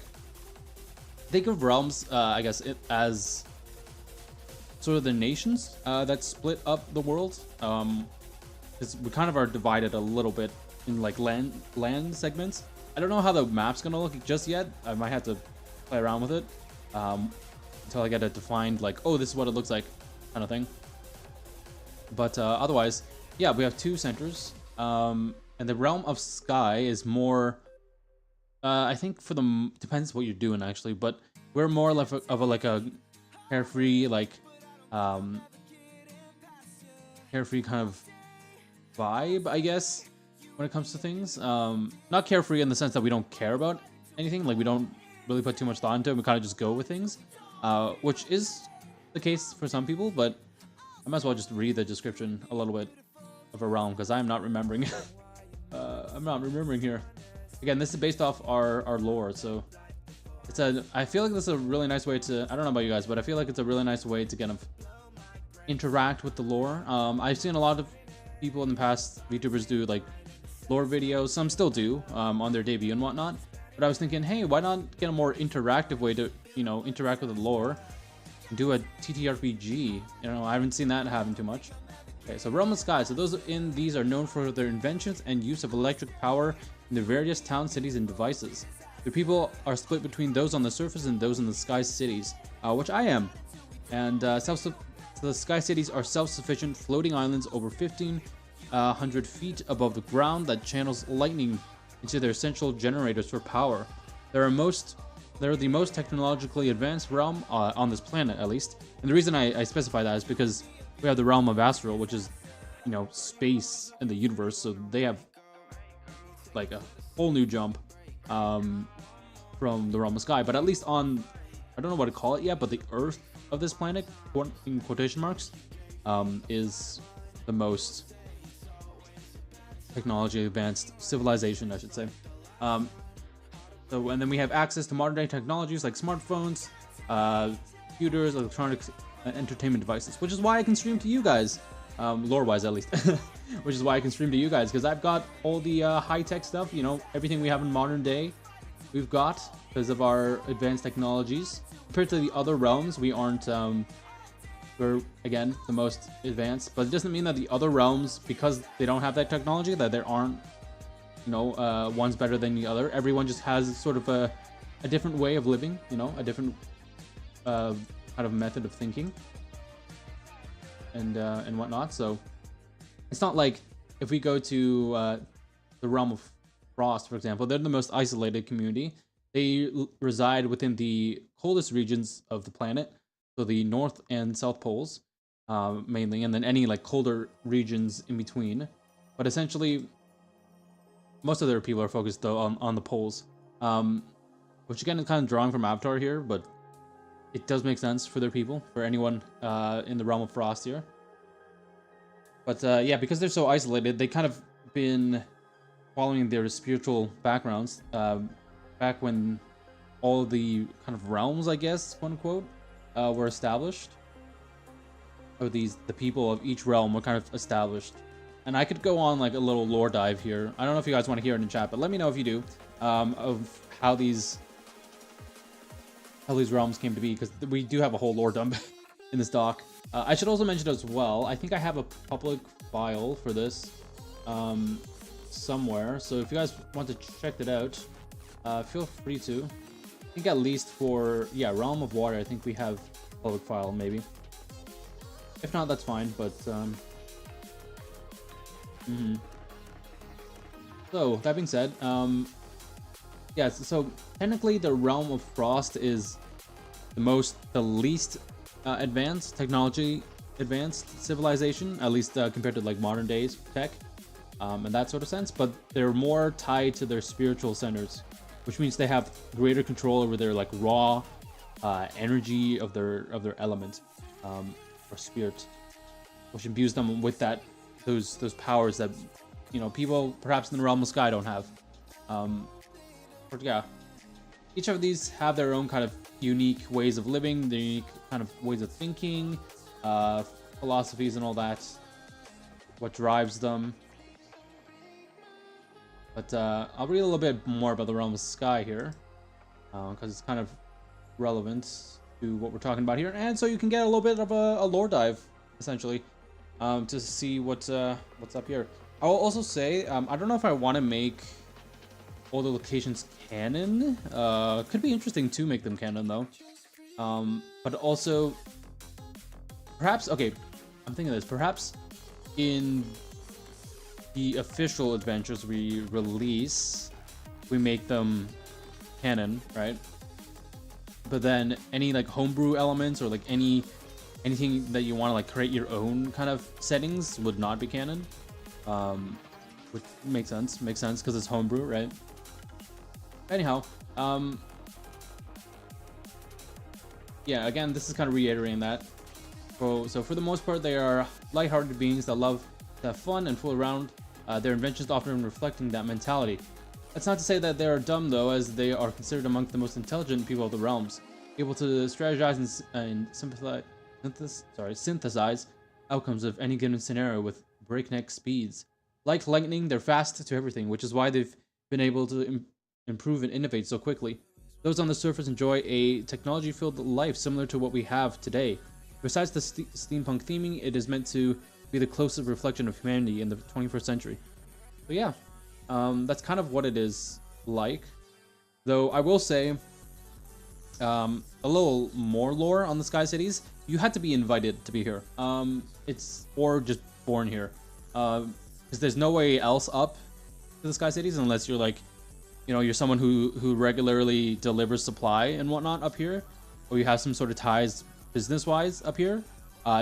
You had to be chosen to be up here, and then either that or be born here, which is kind of puts us in like a little elitism class. A lot of people just say we're excluding them from surface, from like a great luxury life, but like honestly, how you even get up here in the first place is honestly kind of nice. It's a good, I would say it's a good like motivator for sure. But once you're up here, it's really like anywhere else. You still have the same struggles, if not more, up here. So essentially, how you get up to the Sky Cities is that each, I think it used to be each year, but now they're kind of changing it up a little bit. But whenever it happens, they have this huge like inventor kind of convention fair sort of thing. I think of it like your science fair, right? Where you showcase an invention that could improve society and whatnot. It's a little inventor convention fair type thing. So the highest ranking people from the highest ranking inventors from the Sky Cities come down to the surface of the Realm of Sky, which I honestly should make a name for the surface people and then the Sky City people. But yeah, they come down, they see all the little, nice little gadgets and whatnot, and then they go ahead and like make their votes on who they think is the best, and whoever it is, it's sent up to the Sky Cities to live. So for the first, I think, year and a half, I want to say, they accommodate all your living stuff, and all you really have to worry about is like generating some form of income, or doing something that proves that, oh yeah, I should be here, because you could very well be like, oh, I invented this one thing and they liked it, so they sent me up, but you know, that was just like a fluke. You know, I can only perform that one time because it was under so much pressure or like whatever it is, create that thing. But now it's like, or maybe I cheated, I don't know. Some people do that sometimes if they want to get up to the city. But usually what it means when you get up to Sky City is that, yes, when you do get that income, start, you know, life as an inventor or whatever it is for the Sky Cities. I'm not just saying they just have the inventor fair, but they have other things as well for the different Sky Cities, which there are 6 of, actually. Actually, no, technically, is it 6? 5, 6, 5, yeah, no, 7? Wait, 1, 2, 3, 4, 5. Wait, hold on, 1. Oh, no, they have 6. They have 6. Yep. So it's all the 5 realms. 5 realms? We have 5 realms, right? I'm forgetting my own game here. Okay, 6 realms. Okay, so technically 7 then, because we have this 6 realms. We have Earth, Water, Frost, Fire, Sky, and Astral. And then, of course, you have to have the first Sky City that was ever built, right? So that stands alone as its own city. And a lot of people put a lot of respect, and like no disrespect is sent that way, because the founders of that city have put so much effort into making and improving the lives of really all the other realms as well, because they were able to create that technology and like innovate and keep developing our tech. It's kind of like helps those below as well on the surface, not only in the realm of Sky, but also in other realms as well. Kind of gain that more technology if they see fit, that is.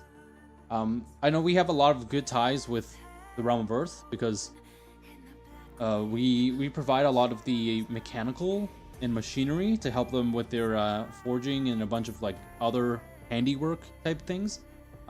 We also supply some stuff to the realm of Fire as well, in terms of like, again, in terms of machinery and whatnot. But the realm of Fire kind of works more closely with the realm of Earth, especially on weapons tech.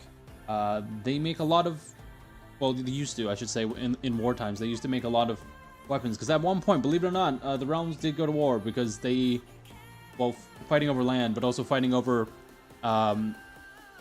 realms and you know, and whose viewpoint of the world is correct, sort of thing. Because you can imagine at one point there had to be only a handful of people that fell under these different realms. You know, at one point these realms didn't exist, right? They were kind of just an amalgamation of people that thought different ways. So a lot of conflicts and wars early on were waged, because if you can imagine people having these raw powers all of a sudden, it can create some power conflicts there. But essentially, yeah, I wanted a name that kind of reflects that background, you know. It's not all about the elements and whatnot. It's not too much like Avatar, where it's like, yes, it's like a part of daily life and whatnot, and people aren't too shocked if you can wield a certain element, because again, they kind of see it everywhere, so it's kind of part of life. But at the same time, if they're part of a region that doesn't really, you know, physically wield like lightning or like or the earth or like fire or something like that, they don't see it on a regular basis, then maybe they'll be a bit you know, a bit startled by it. Again, depends on that spirit body kind of scale here, and this shifts throughout the adventure. So if you perhaps a certain character will lean more towards body at one point, or they'll lean more towards spirit, depending on what type of character they are. Again, that needs more figuring out there. But yeah, we have this whole explanation of how that works, the different effects and whatnot. Because this is more of a narrative game, you're not seeing much math or like calculations in combat and whatnot, which I find nice, because then you don't have to, as a player, you don't have to worry about like...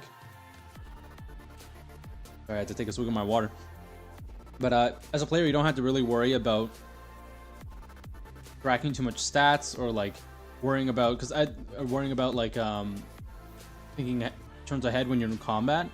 I feel like a lot of not a lot of, I shouldn't say a lot of, but like when I used to play D&D 5e, like at least the base version, I felt that combat kind of interrupted the story narrative and the flow of that, because depending on if it's like a low enemy, like that's fine, that's fun, but depending on how the GM runs it, I've always kind of like, no matter how they run it, I always kind of feel that at some point the story's kind of I should say the what word am I looking for here? The momentum. There we go. The momentum of the story is kind of lost because you're dealing with combat and numbers and like, oh, if I go here, you do this. Like, I get that's a fun part of the game. Don't get me wrong. I kind of want to keep some of those elements and have some dice rolls, because people, you know, we love rolling dice. You know, dice is so fun to roll. I have a custom little chest here with some dice that we can, you know, we roll. I don't know if you heard that, but got some nice dice, all themed. And perhaps one day I'll show this on camera, either in the video or whatnot, when we get actual physical things ready. For right now, it's very bare bones, so I don't know if I want to show that on video just yet. But yeah, there's a lot to convert here, so we got to get through this and convert that to the core rulebook. So let's get started. I'm gonna go grab the Avatar Legends game guide so we can kind of look side by side and kind of see how they lay out everything here. I'll be back in just a little bit, inventors, but feel free to enjoy the music popping in the background, and if you haven't yet, hydrate yourself, do a little posture check, eat some food, if you're hungry, that is. If you need some food, you need some water, and I'll be right back. I'm not gonna go to BRB, I'm just going to grab something.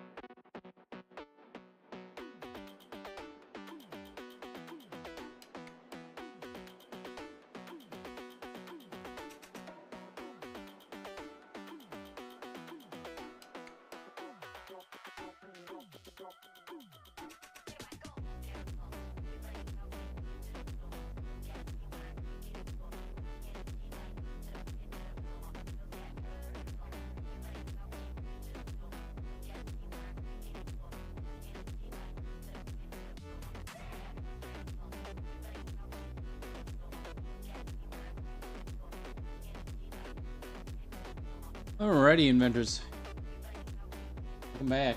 We got the stuff from the Avatar Legends game. If you love like Avatar, I totally recommend playing that. I'm just gonna search it up here for you guys to see what I mean. It is this game right here, Avatar Legends.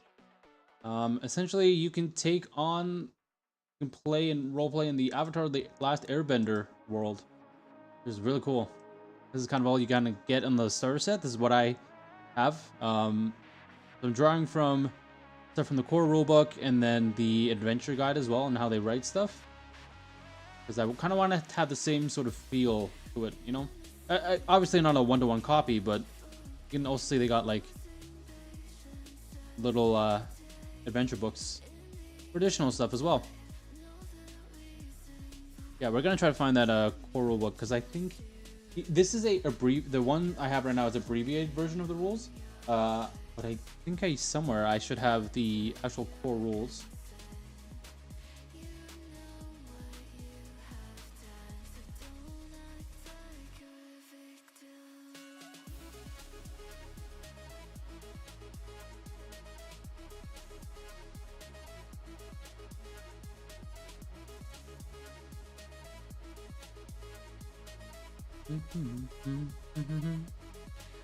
I need to find. I do remember where it's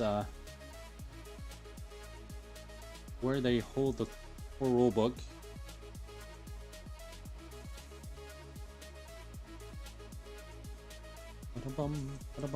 Okay.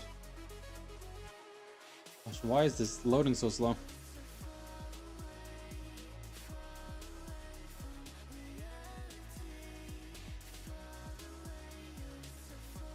Wait, hold on. They have a.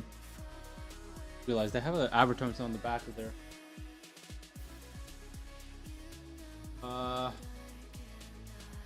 Next.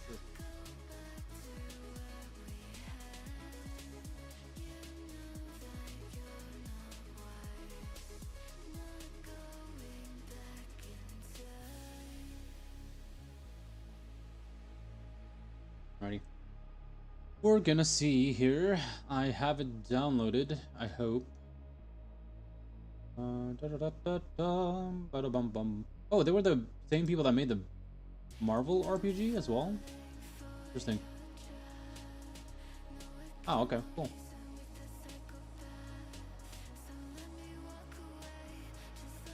Alrighty. Just gonna view my digital library real quick. Okay, we have the core book up and running. Although I won't show too much of it because I do have it on my alt account. So again, I don't want to dox myself here. But we're gonna go through this and just kind of get sub aside. I'm gonna see if I can pull it up on stream without, you know, doxing myself here. See if I can cut off some of the screen so you guys can still see what I'm looking at, but not see what I'm looking at. You know. Add another window. Will I? Maybe.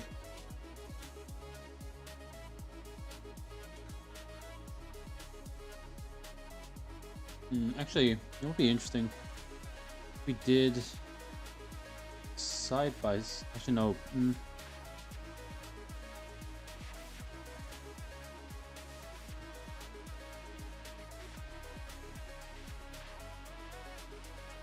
Hold up, inventors. I think I have an idea here. Let's squeeze. I'm gonna update live, but let's just squeeze this over so we can perhaps use it something else.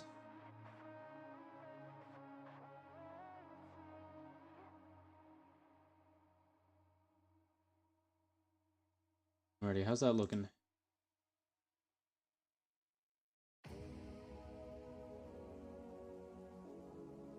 Okay. And then actually let's go a little bit more. Yeah, that's good. And then we'll see if we can add in the core rules for the avatar game. Go below this, or just beside it, I should say.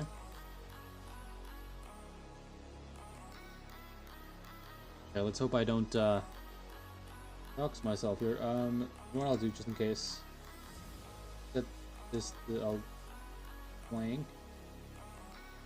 I think I should be if I do that.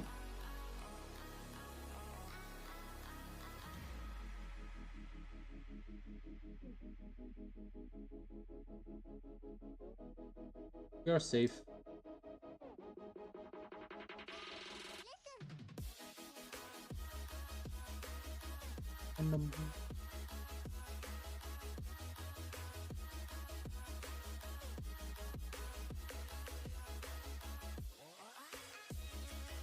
I'm gonna cut off a lot of the page because there's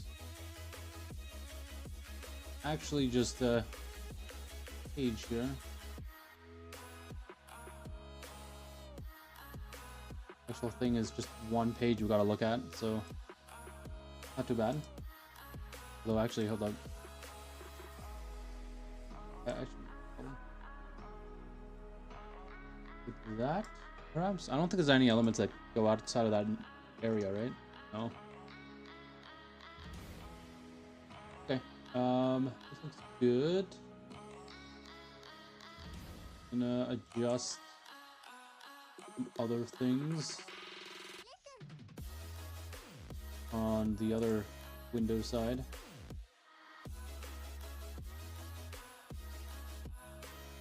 And maybe you know what I do? Maybe I just squeeze this tab as well, so you can see both on each ends.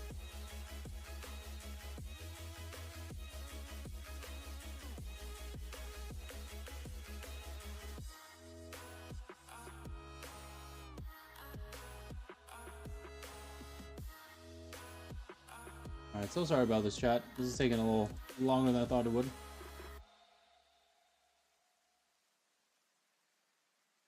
What we can actually do with our current step, let's just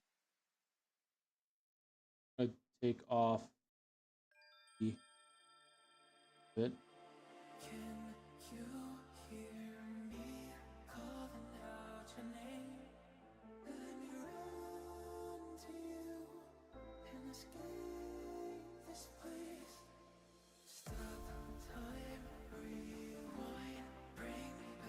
I think that should be good. Could be wrong. That looks okay. We can keep that.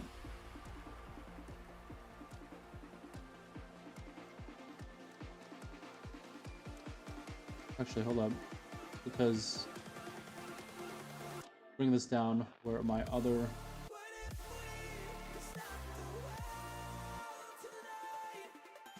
There we go. Way better. Okay. There we go. We have our two tabs open. So this is the Avatar Legends 4 rulebook right here. This is kind of what we're going to be basing off our game's dialogue-wise. We want to stylize it kind of the same. But yeah. Look forward to overlap these tabs a little bit.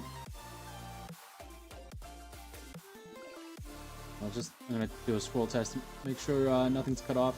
It's sort of cut off. Actually, hold up. It's sort of cutting off a little bit, but honestly, that's fine. Yeah, we're gonna take a look at this and kind of develop our own game through this. But you can see there's the different nations, right? I kind of want to make an explanation for that from this side. Kind of follow this a little bit. Yeah, we're just gonna chill here for a little bit, and hopefully by the end of this sesh we'll be able to come up with a name for a system, which I'm gonna take a look at right now. Yeah, I want to like make a name for the system, and then I want to port over the rules, and then I think we'll call it a day. What do I like here? Avatar Legends is powered by the Apocalypse system, I think. Shards of Memory is kind of cool. Veil and Flame. Ooh. Forgotten Path. When Realms Collide actually could be interesting. Rise of the Six. Bound by Element. Resonance. Chorus of Ages, Song of the Six, Whispers of Creation. Ooh, Whispers of Creation is actually... Oh, I like that. Hold up. Oh, yeah, I like that name. Whispers of Creation. That doesn't really play into too well into what I'm kind of thinking. The idea, but like I like that twang. That's kind of nice. Whispers of Creation. I actually want to ask here.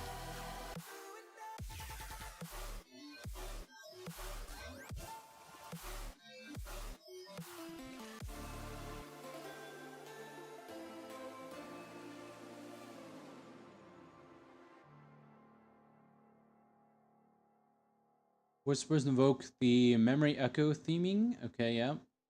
I did upload the water kind of spirits. Hold on.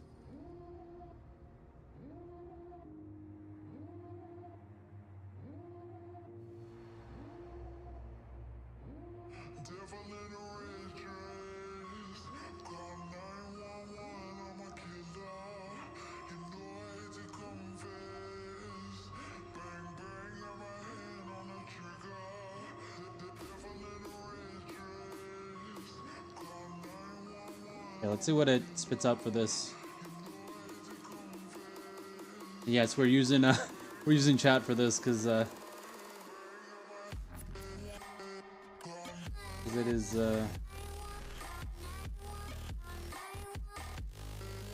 very helpful to generate ideas, you know. Also, this music is banging right now.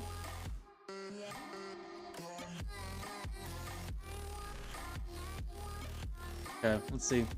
If you want a system name to feel more represent the whole, okay. Pillars of Eternity is kind of nice.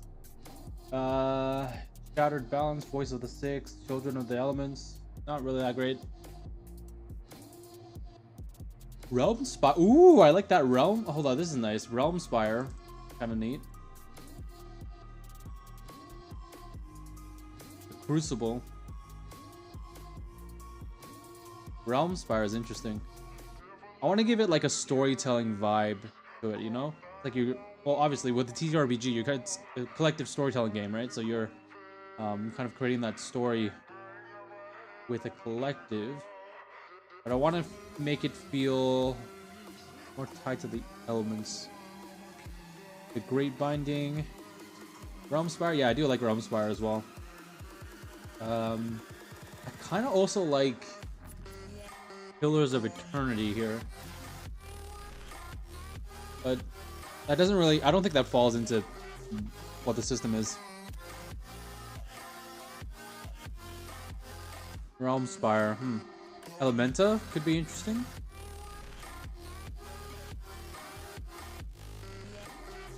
The system... If I said, hey, the system is... Like, if someone asked me, hey, what's the system called for the game? Like, oh, it's called the Realm Spire. Realm Spire. Does that sound good? Like Pathfinder, yeah. Concord system. I also like...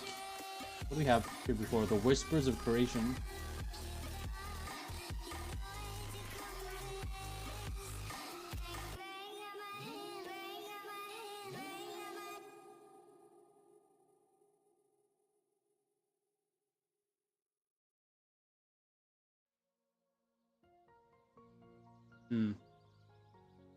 Realms, I really do love Realm Spire. Okay, let's have it generate some more.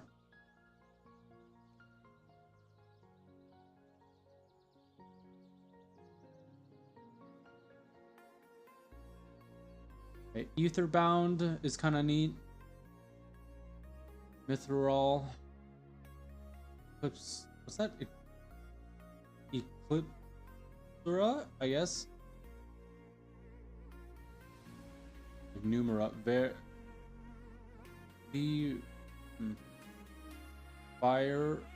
Firefall. Cross the Realms. Ashes and Oranges. I'm trying to think of this in the context of if I were someone who's introducing this game and saying, hey, I want to show you guys, like, imagine this is a YouTube video and you're kind of like showing off, like, oh, hey, this is what journey? Let's just say the one that we have here right now. This is the Realm Spire's new adventure, the Solar Sprint Championships, blah blah blah. And then they kind of go into a little detail on what everything is here. Interesting. Realm Spire. This is right. Nexus. Be interesting. Nexus maybe. This Nexus. Ooh.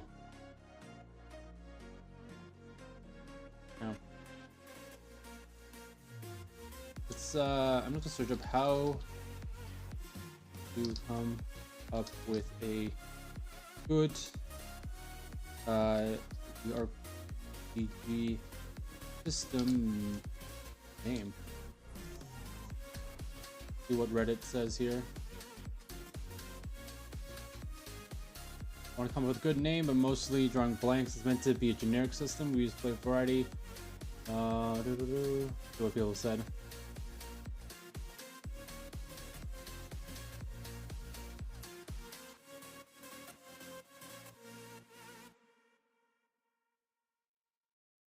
Hmm. We're playing games that include RP are a little cliche. Trying infinite form. Okay, so we got to get to the core of what makes our system stand out, and then name it based off of that. Interesting. Okay, so that's a good philosophy, I think, for all this. I would say our system. What makes it different here? I think other TTRPGs. I think the main thing is our sliding scale between spirit and body here. Sliding scale, and then our force to be reckoned with moment, which essentially is a narrative moment. Narrative moment. This moment is a narrative moment. Amazing. I love English is great. Essentially, this is a moment where if at any point during the adventure, your scale for whatever reason tips to the max, which is 5, you unlock or activate your not activate. I should say you unlock your force to be reckoned with, and then naturally when you're we're at either extremes, you got to find a way to push it down, so you'll be prompted to, right? Whether by 1 point or 2 point, whatever it is, and then when it gets back up again to either extreme, you activate it, like auto activates your force to be reckoned with, which means that you get like full narrative control over everything that's happening. It's essentially like your big epic character moment in that. Whether if you're on the spirit side, that means like unleashing like raw spiritual power and energy from your elements, from your realm, I should say. Or if it's the body, maybe some extreme feat of strength or something like that. So this could be definitely saved for that. I do like Realm Spire though, because it kind of hints at that, hits in the realms, obviously. What else sets us apart?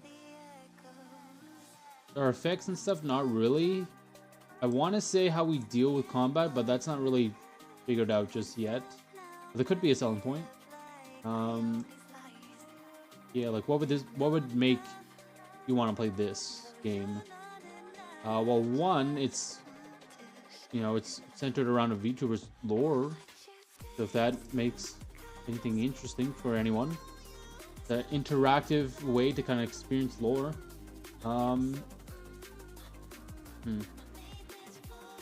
Horizon, Nexus. I kind of like Nexus.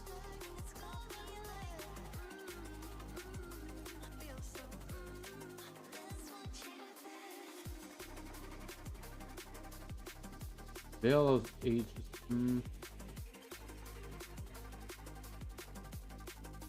This is your center. I wonder if I can ask.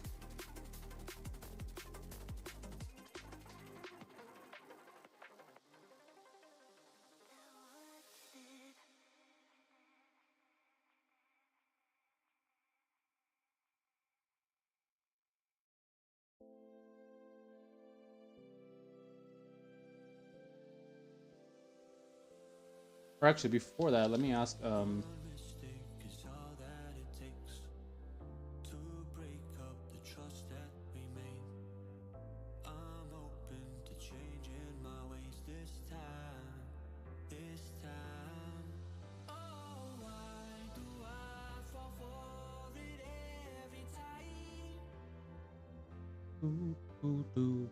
Okay, so bodies have lost stats. Yeah, so most TRPGs have long character sheets full of numbers.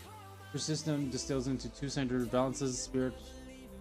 There's this tug of war between physicality and spirituality, which is both mechanical and narrative, more fluid than D&D stats. Elemental and realmic identity. Realmic, I kind of like that word, realmic. Runic identity. Characters are shaped by their realm of origin. Immediately ties them into culture, worldview, ability, not just class. Yeah, okay. Realms make characters rooted in mythic culture, not just mechanics, which is rare. Narrative first combat. Momentum over math. With HP and damage dice, combat is fictional positioning plus conditions.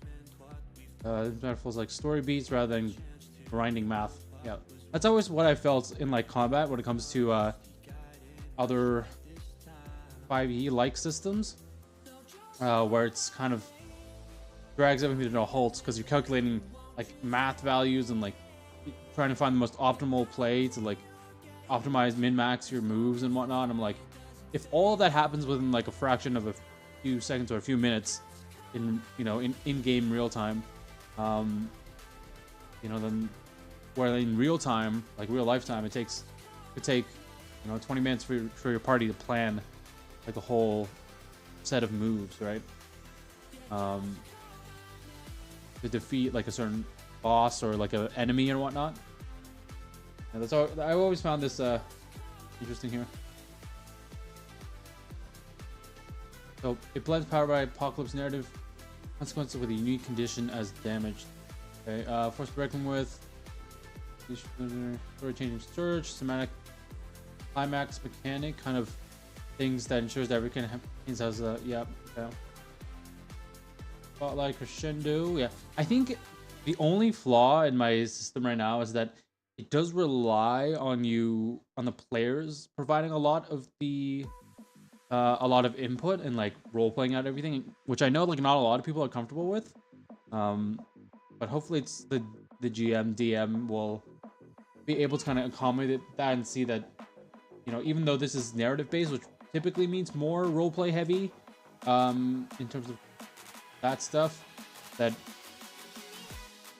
it's not the scariest thing. Like once you start doing it, it's not too bad. It's just think about starting it, because I can definitely see the situation where a lot of people are like, ooh, role playing. I don't know, like that part of the story. It's like kind of ooh, I don't know. So they kind of default towards other systems that have kind of spread out. Like you have some elements of role play if you like that. You have combat with like your typical math crunching numbers and all that stuff if you like that as well. Which yeah. I definitely need more experience playing narrative-based RPGs, TTRPGs, because otherwise it's kind of hard for me to get a sense of what this would actually feel like, or like at least convey what it feels like. Yeah, let's see what else it's saying here. So many systems focus on exploration, loot, or combat. Right. Yeah, so in this, it's more of a storytelling axis, so it's not so much of, oh yeah, your party's out on an adventure or mission, and along the way you can collect loot and like go to a bunch of these side quests and whatnot. No, it's like you have typically one main goal. Sure, you have like side quests and whatnot still, but like you're not necessarily engaging in combat too much or like looting, doing like typical like dungeon kind of looting kind of stuff.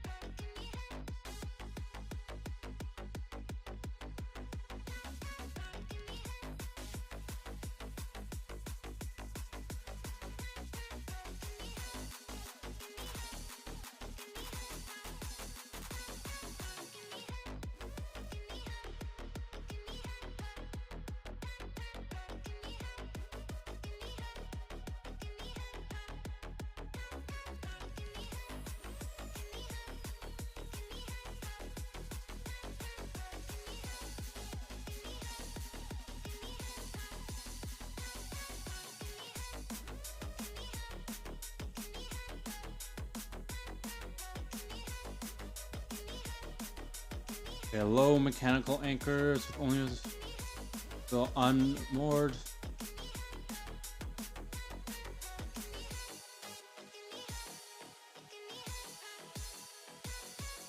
So some folks like the safety of numbers and crunchy mechanic. Yeah, that's true. The HP or armor values, to guide them, they ask, how do I know if I'm doing well? True. And I think the response to that is that I don't want to put HP numbers in, at least not like on the characters themselves by default. Maybe if you're going through like a mini game, or if we're going through like the realm of Sky with the Soul Sprint stuff, maybe your vehicle will have a certain amount of stats. So those kind of stats will come in maybe as a mini game or as a like some sort of side thing, but like the actual system itself, maybe it doesn't have it. I don't know. Yes, the only issue is the narrative freedom. It's kind of overwhelming. So I do get this. Intimidating narrative. First, combat can be intimidating. Yeah. Positional position. Yeah, instead of just rolling for damage. That's true. And I think that comes with like getting comfortable with your group as well, and just kind of understanding how people roleplay and understanding how they kind of interact with the worlds and whatnot. Even if it's their first time, I think just being comfortable with your players and being able to be a bit silly, you know, because that's at the end of the day, that's kind of what I'm kind of aiming for. I'm not trying to go for the most serious adventure here, though you can take that route definitely, with all the lore and like history behind all the realms. But you can also kind of make it a more silly, you know, and like not too serious of stuff. I definitely seen in some of my playtests of earlier versions of these adventures that people kind of did take that on a little bit more. Even those that never played like TTRPGs before, so pretty fun to see them interact with that. Anyhow, what else is like condition system requires buy-in. Right, so we would just have to define those conditions a bit better, which I'm probably gonna do in the future. GM prep load, fictional outcome, need to quick on their feet with consequences. Yeah. That's true. They don't really have a lot of, you can't really prep too much for stuff because a lot of it is like the outcome of what happens during the adventure. So it's definitely not, I would say this is for GM side. It's, again, it depends how, if you want to take this seriously or if you want to have fun with it. If you're taking it seriously, then it's definitely a learning curve, because you got to understand the lore and like the world behind all the characters and whatnot, but then you have to, you know, take into consideration the different players and how they work together. So it's like, yeah, it's definitely a lot. Legendary moment time.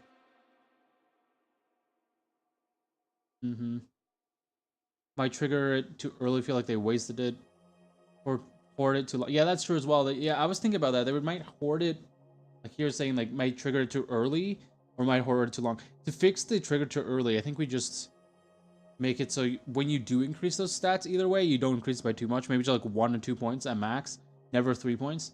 Kind of control it a little bit, so they can kind of strategically play out like, oh yeah, when do I want to shift one way or another? But it's not, when you shift one way or another, it's not about like necessity. It's about like, it's kind of like Avatar, you know?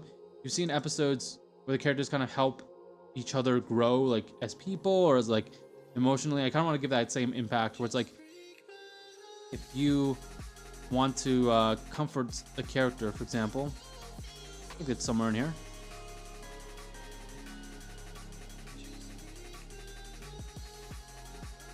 This goes into the world here.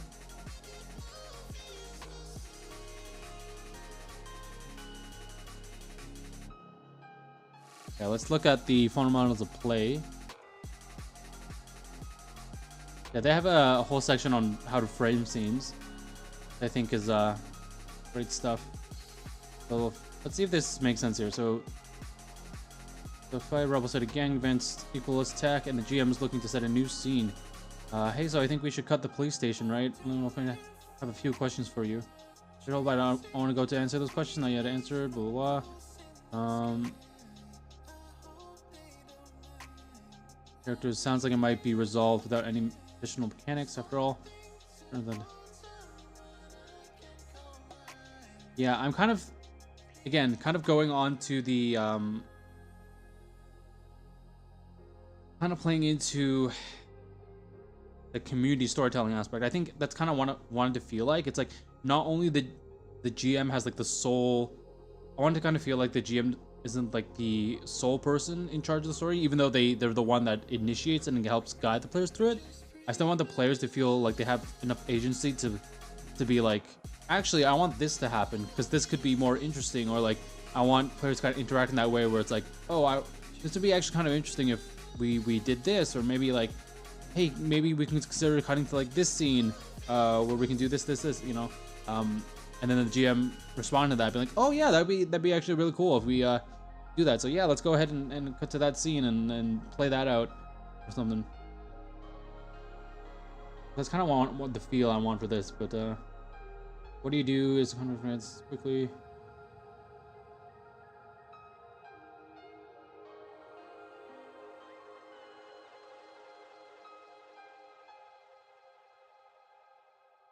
Moves and dice. Let's see what they do for dice here. Maybe I do it similar to how they do it here. Whether most of the times, if you're rolling dice, it's just the player rolling dice, not so much the GM rolling dice. Maybe the GM rolls like dice only if it's moves.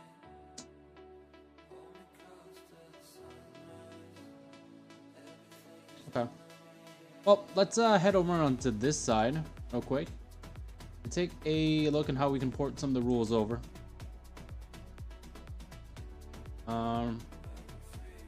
Write a little bit on this.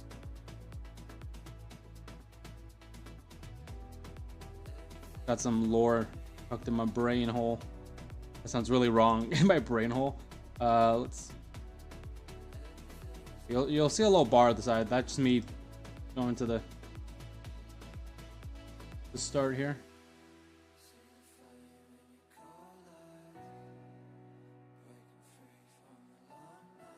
I don't know if we want to actually rename the title.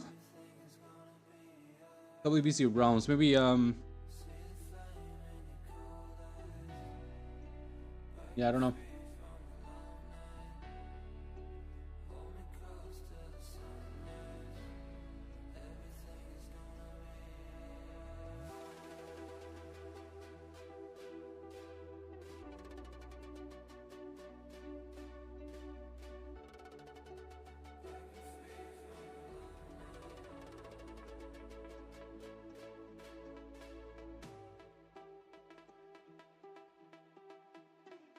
Count for the gaps.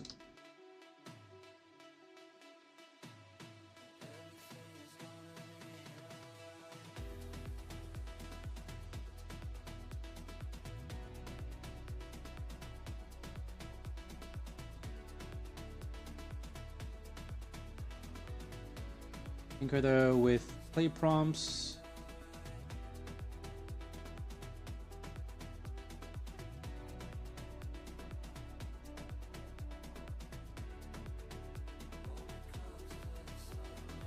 Okay, maybe. That could be interesting. So acting with bot. Ooh.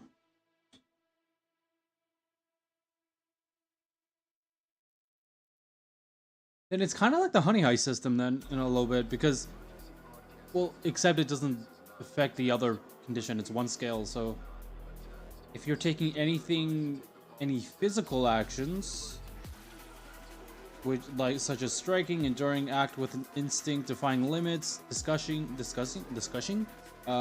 anything physical moves or actions, you can then move a point maybe to which body.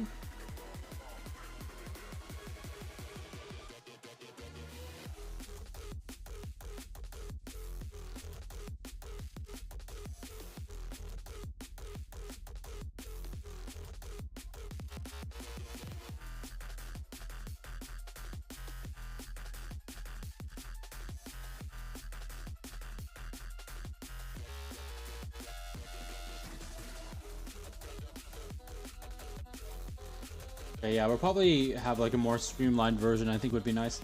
I also found that like there's a lot to read in the beginning before you actually get into the adventure.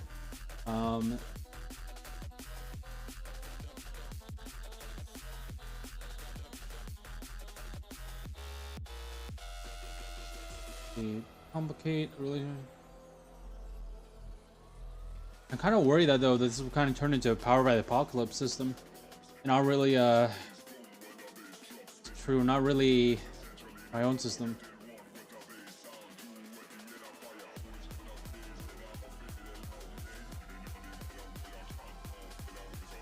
And maybe we tweak the force to be reckoned with then. Maybe it's that like you unlock it when you get to 5, but you can choose when you trigger it.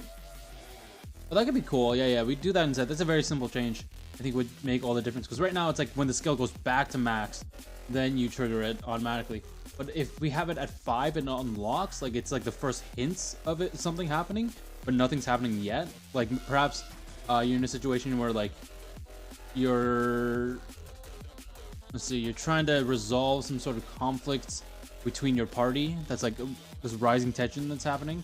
Because a lot of times it's not like through combat means that it happens. It's a lot of like narrative means.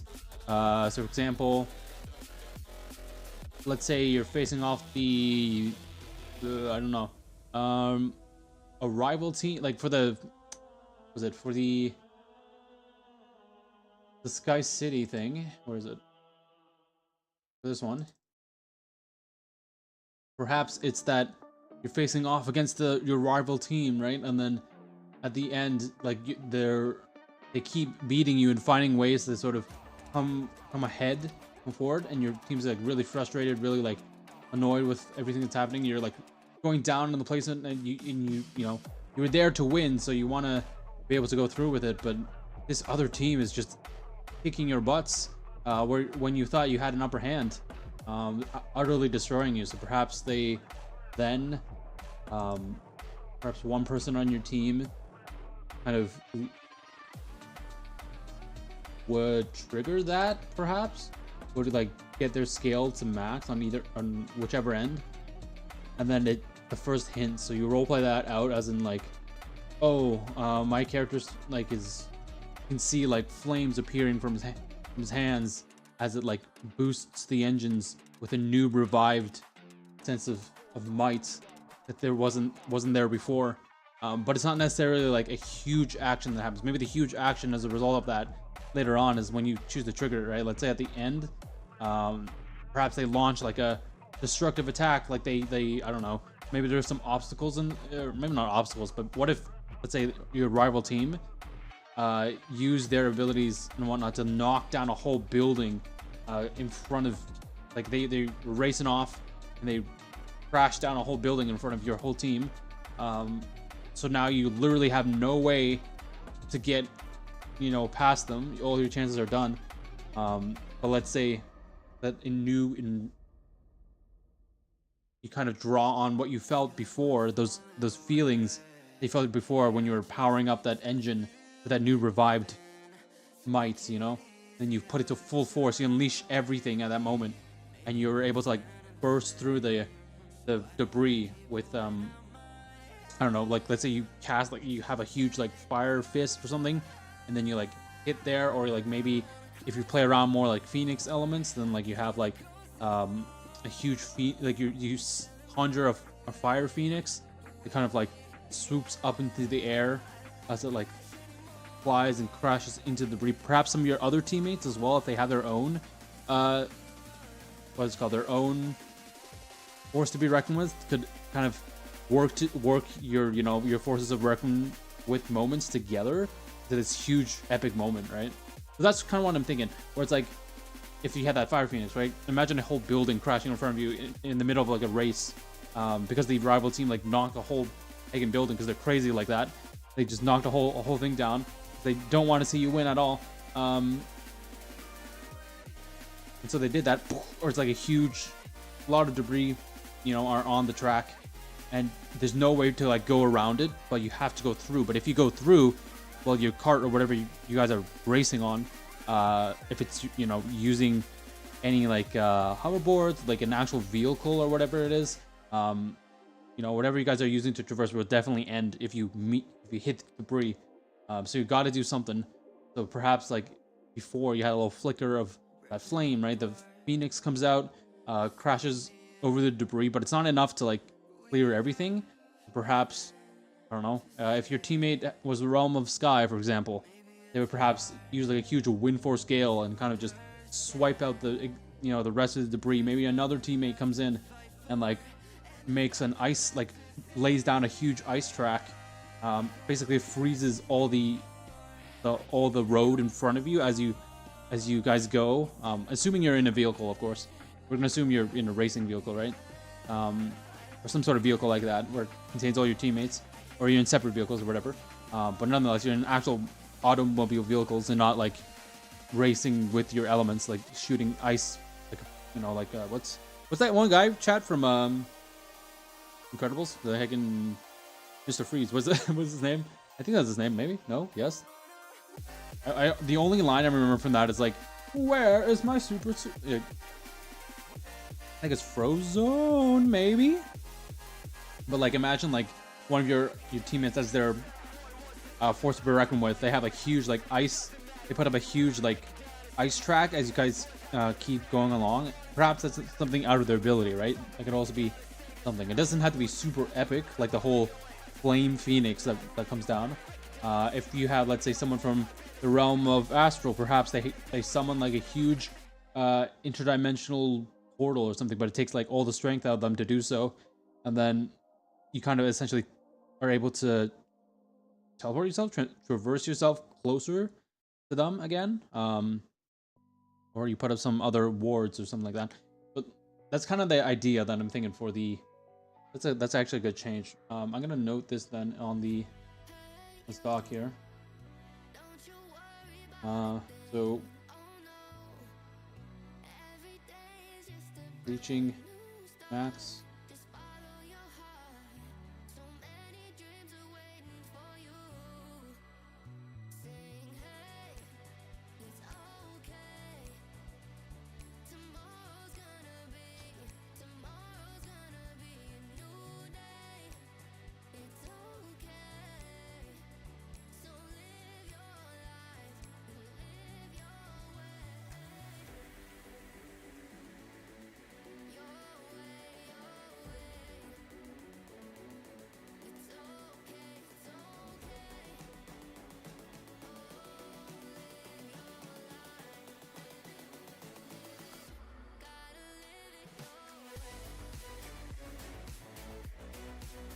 Also say as well that you can combine it with others.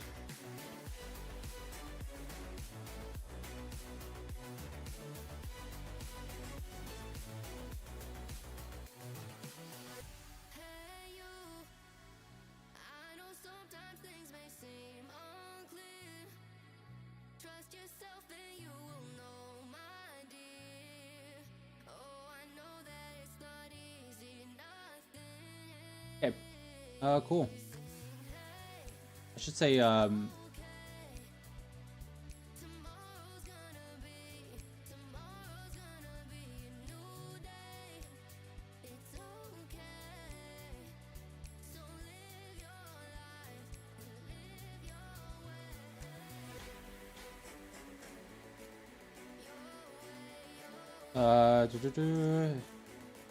and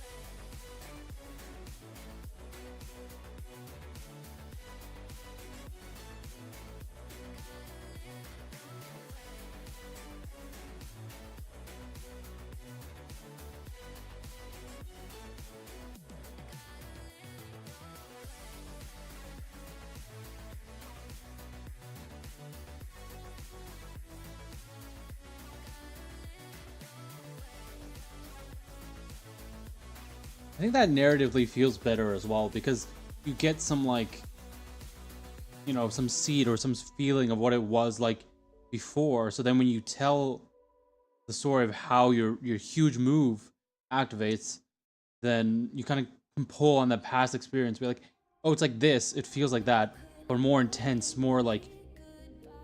If it's on the spirit side, of course, it can be more raw power, right? Unlike they've ever felt before, even if there are like really just naturally just closer to the spirit side, right? But they feel more in tune with it, so then they feel like they can trigger something bigger or something epic. Or it doesn't obviously have to be like as epic as a whole flame phoenix, like that's the size of like a whale or something crazy like that, or it doesn't have to be like a huge ice wall or like huge lightning storm. It doesn't have to be anything too much like that, but it just, again, reason to kind of combine those all together and kind of play off each other's forces to be reckoned with. Because I can definitely see a moment where like players perhaps may choose to save it up to all use it together. It feels more satisfying as a team to kind of defeat the big bad, you know, at the end with it. And it feels more triumphant because it's like, oh, look at us, look at our emotional growth, look at how much we've kind of came together as a team, you know, and all that. Interesting stuff. I do like the way we're working with this now, because before, if it auto triggered, it wouldn't feel as satisfying, because you could trigger it by accident and be like, oh, whoops, actually I didn't want to trigger that, and then we had to go back and do it again, so, or retake it actually, essentially.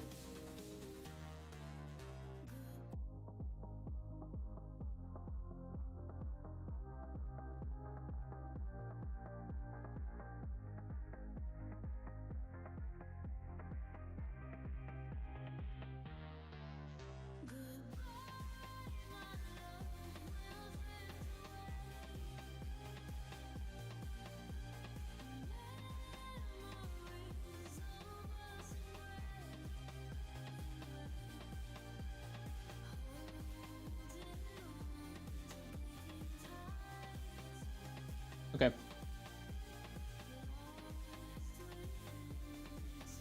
I do have these arrows. I might as well go over this as well for all of you inventors that are curious in how time periods work in this.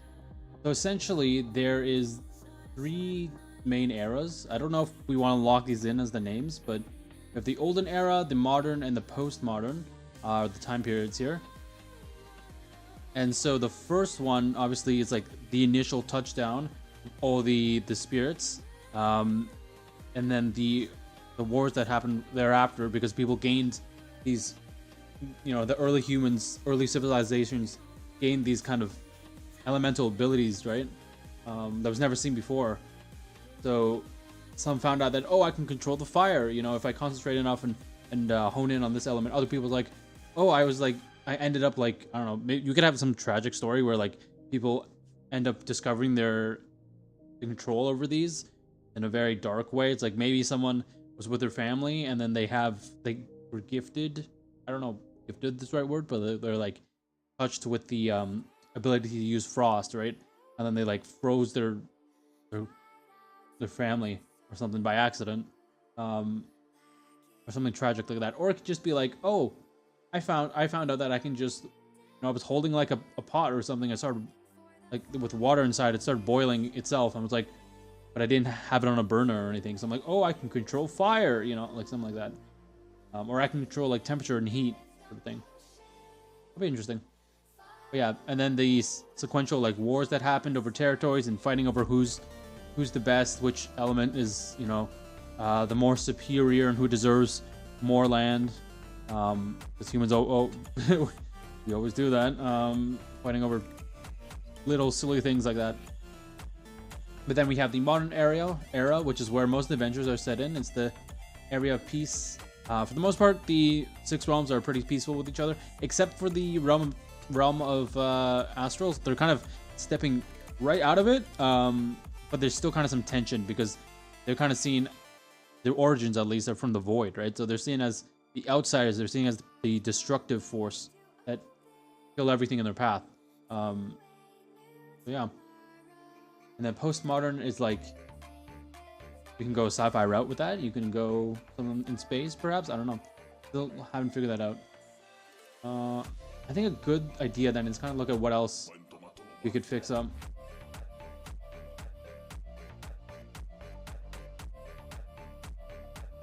In this before we port it over. I might actually just do this after stream. I feel like the dice, when you figure out if you truly want dice or not. Also the backgrounds, when you set like a set list of backgrounds you can choose from.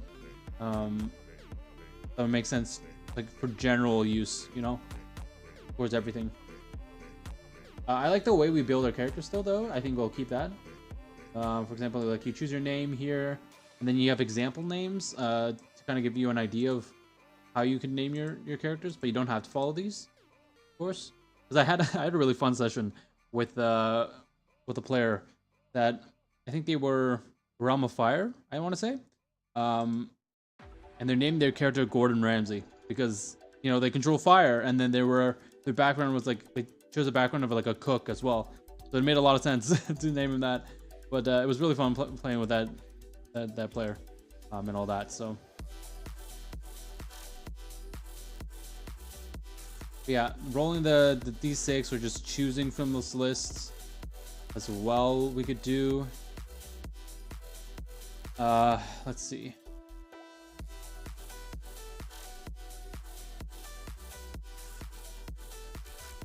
Yeah, so you can see there's a 30-page document, which is insane.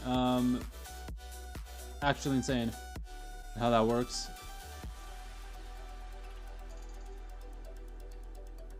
And there's a lot of balancing and testing I got to do for this. I don't know if I can test this myself. That's the only thing with TTRPGs. You kind of need other people because you can only think like a certain number of ways, but you never know how your players are gonna, you know, play your game. So each time you run, it's different. I mean, at least for me, I've run like this one right here. Actually not the solo sprint, the other one, Starlight Horizon here.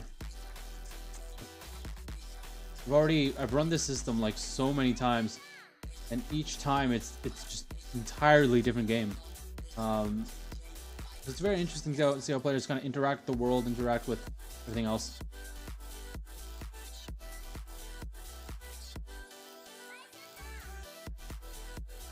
Okay. Again, I want to see how do we incorporate dice here. Ask.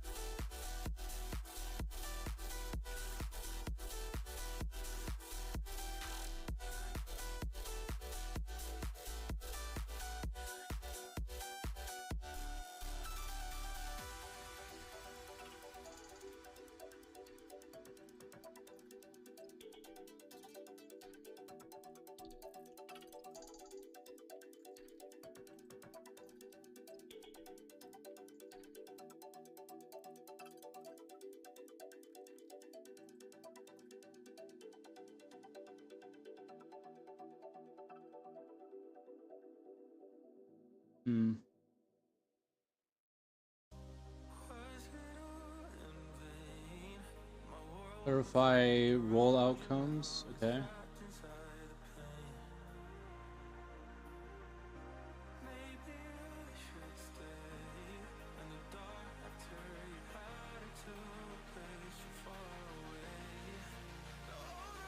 Then go. Ooh, re-roll. Interesting. That'd be kind of cool. And I had to figure out how dice would kind of play into everything here, because being a narrative-based TTRPG, not a lot of dice come into mind. With Avatar Legends, the only reason dice would come into play here, let me just think. The only reason dice would come into play is because, I guess, I'm trying to remember why. Yeah, just to determine like narrative outcomes of combat exchanges, I think.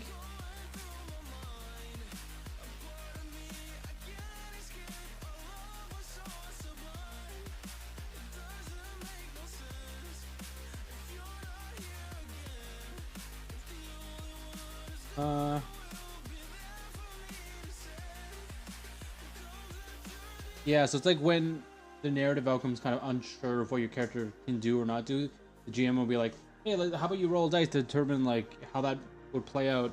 They roll a dice, and then it seems like you have a distinction of weak hit, a strong hit, but there's no like failures. Like everything still goes through, just to different degrees, it looks like. Even if it is like a miss.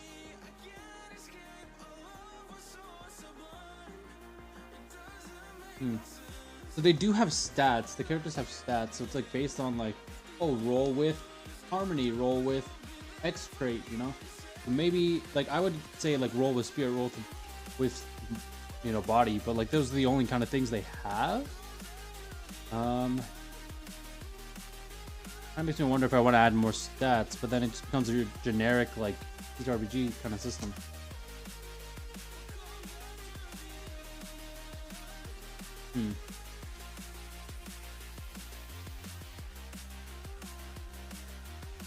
Oh shoot, okay, well we're out of responses here.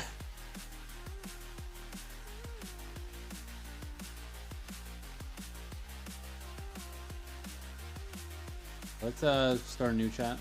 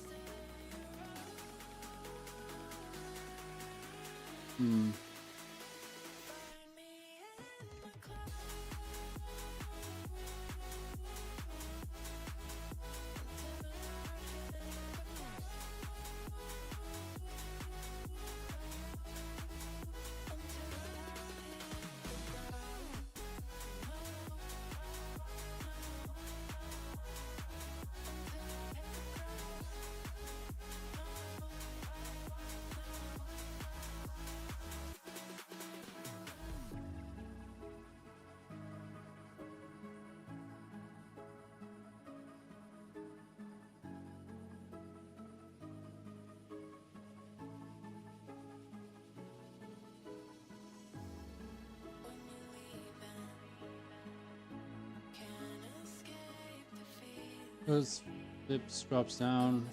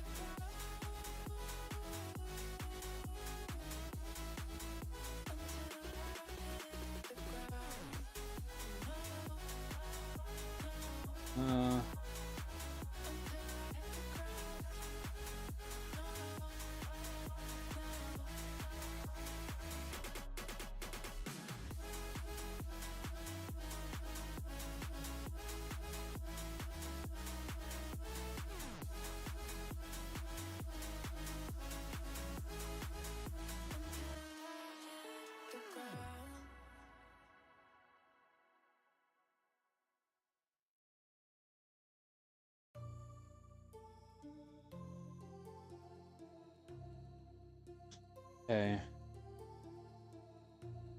See what it says. Use uncertainty. Yeah, that makes sense. Their involvement.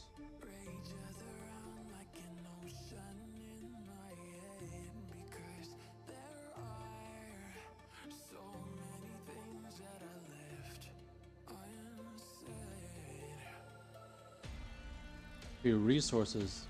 Oh, wait, that's actually interesting. Dice has resources, so you don't... Huh. You use it as, like, sort of... Okay, the way I interpret that is, like, you use it, like skill tree points, almost. In, like, a video game, except it's not a skill tree. It's, like, more so you roll for, like, a pool of numbers. And those numbers you can use to kind of I guess influence the narrative a little bit.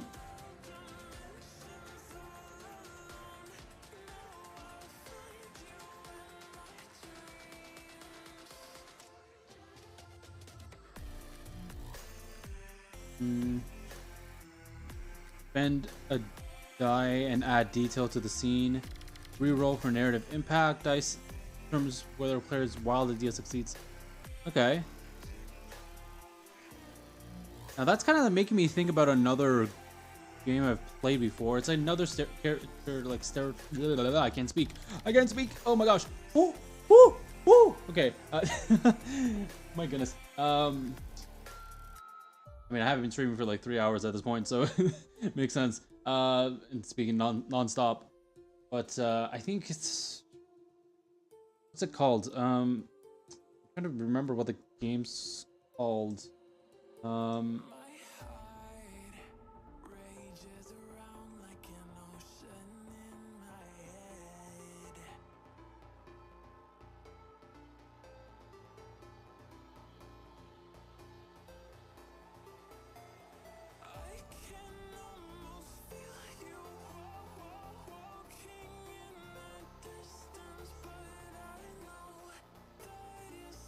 Trying to see if I can find it here.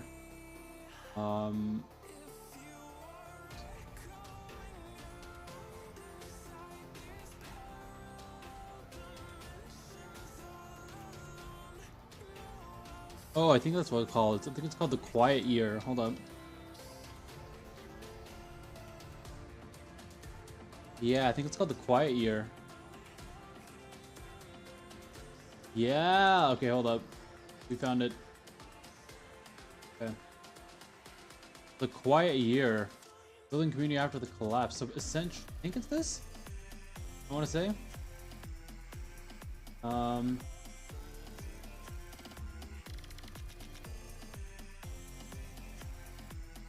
We can find a PDF how this works.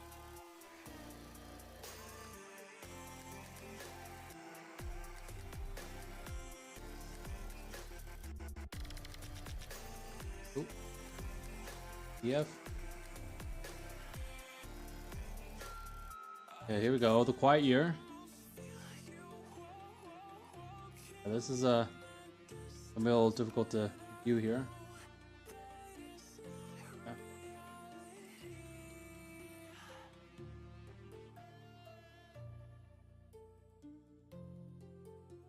So essentially, this is sort of like a TTRPG kind of game, in a sense that like it's a community storytelling thing, but you really don't need much to start this. All you really need is a lot of d6s, a lot of dice, really in general, and then you just need, you can see supplies. You just need six dice. You know, smaller is better. 20 concept tokens, blank sheet of paper, pencils, erasers, index cards, deck of Quiet Year cards, at least, or you can map them to like, playing cards, right? Really nice. We could kind of do. I kind of want to see how this goes. Cause I remember playing this, testing this out. It was really fun. Essentially, what you're doing in the game is you start off with a village, right? You determine what your village kind of looks like, and then over the course of time, you assign projects and whatnot, certain members, but also you activate like certain story elements that happen. So, for example, if you draw a card, you get spring, which is represented by the hearts, and you get, let's say you get an ace, right?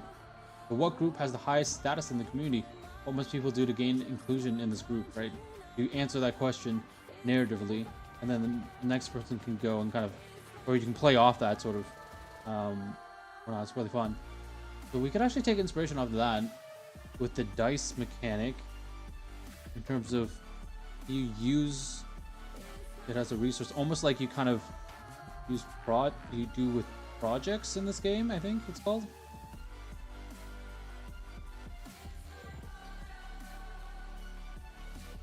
Start projects.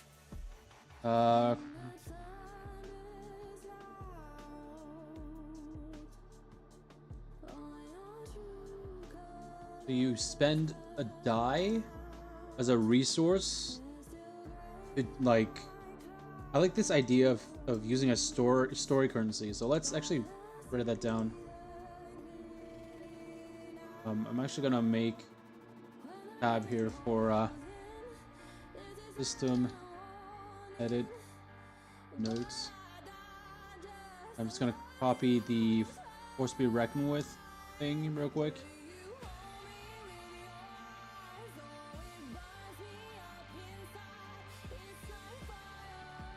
This song is going off.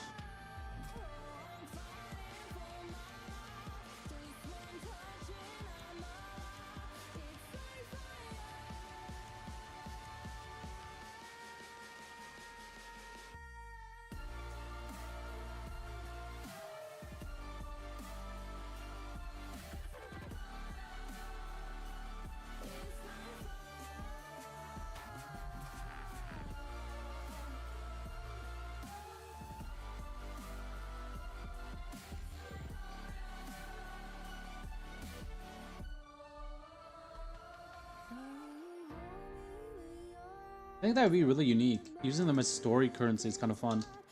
Definitely would make for a very interesting game here. I think we're cooking. Standalone Adventures. I think we're cooking with this. This is interesting. If you are also, I should mention at this point, if you are a fellow game designer, you know, physical game designer or digital game designer, whatever the thing is, and you want to give me some feedback on what you think about this, feel free to. I would love to take some suggestions. I'm really new to this, so oh gosh, I don't really know what I'm doing here. To be honest, I'm just kind of doing my due diligence, trying to like research a lot on how to do this properly, and then trying to imitate what other people are doing. Not to say that like imitate them in the sense that like I want to copy one-to-one what they're doing, but take inspiration, you know. That's all this what this creativity stuff is about. But I like the idea of having I don't know if that made any sense. Sometimes when I stream I just kind of yap, honestly, but I like the idea of using it as story currency.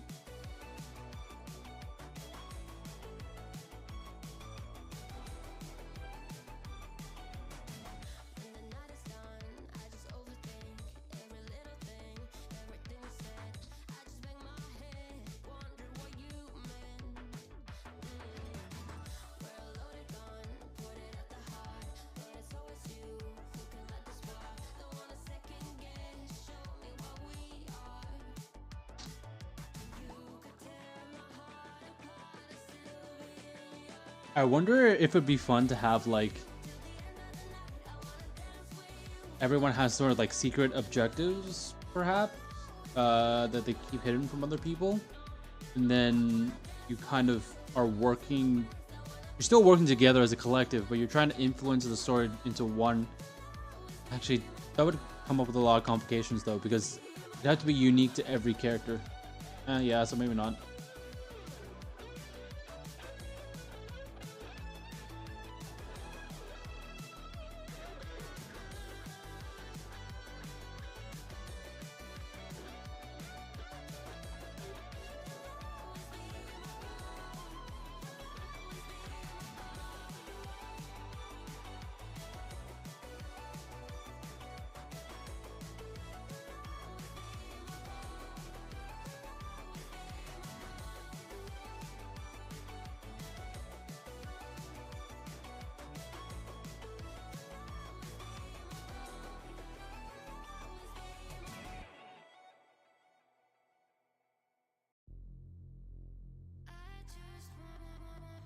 Alrighty. I think we're about wrapping up here, inventors. I'll definitely reword everything off stream. But I think this was a good session. I think what's important right now is that we analyze our system before, because we haven't seen it in a while. In 4 months, which is insane. We haven't seen it in like 4 months, so coming back to it, analyzing the gaps and how we can improve to make a unique system that also still feels like a TTRPG. and not just some like board tabletop game, right? I think it's really important right now, because if we don't have the foundations, we can't build a good TTRPG at the end of the day. So, yeah, this has been good so far. But I think for now, fellow inventors, I think we will call it a day, because it's been going for a long while. We're at the 3-hour mark, and honestly, all my devices and whatnot are dying. So, and, I'm starting to get a bit hungry, so I might go grab some dinner after this. Which is a good reminder, if you guys haven't eaten yet today, go grab some food for yourself. Go eat. Go fuel up. You know, I technically already said it before the little break that we had, but still, go eat if it's you know, if it's the right time. Of course, don't eat if it's like, you know, midnight. That wouldn't be real healthy. But go eat. Go drink some water. Stretch. Move around. I know I'm gonna after this, because my goodness, I've been sitting down for 3 hours straight. That's crazy. But yeah, let's go to the Just Chat, and we're gonna go and do our VTuber shoutouts now.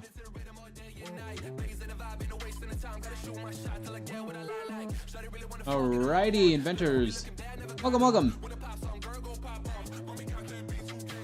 Also, I just realized, did I put the music thing up on the? Oh shoot, I don't know if I had the music thing up on the other end. Hold up, we're gonna switch back to the scene. Oh no, it's going through. Never mind. Yeah, okay, never mind. It's going through on the window capture. Never mind. Okay, we're good. Okay. I don't know if that's actually going through though to the screen, but if it is, alright. If it's not, it's okay as well.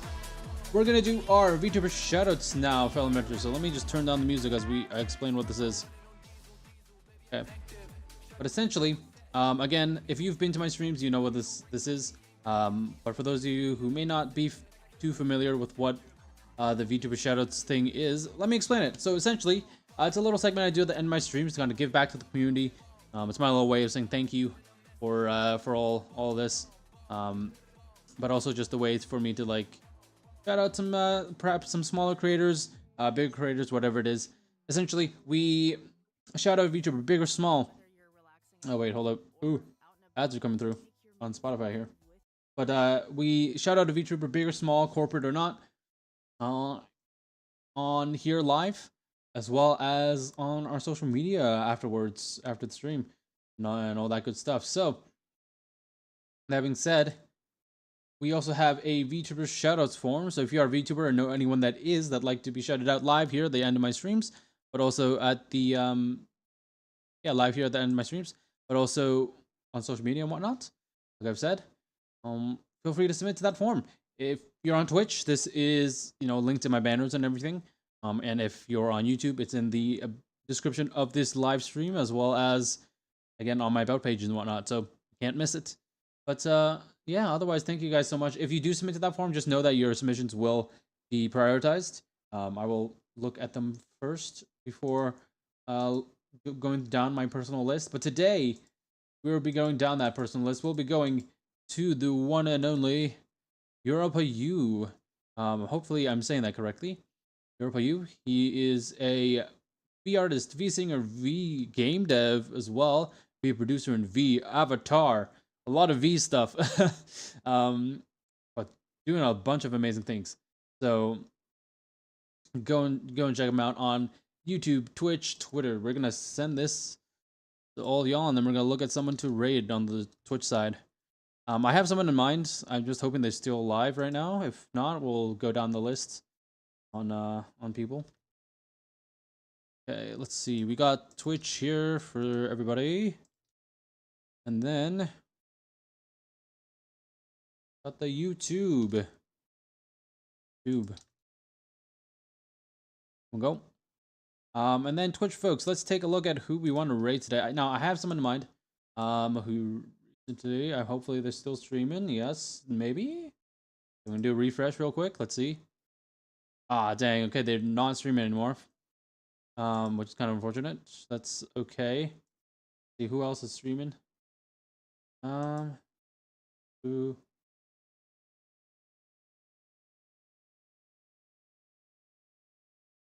Yeah, it looks like Maya is streaming, but it looks like she's like just ending her stream. So might not rate her. Let's see who else we have. I want to go for some smaller streamers. To share the love a little bit. Let's see who. My friend. No. Okay, not a lot of people are live. Let's see my live list. Who we got?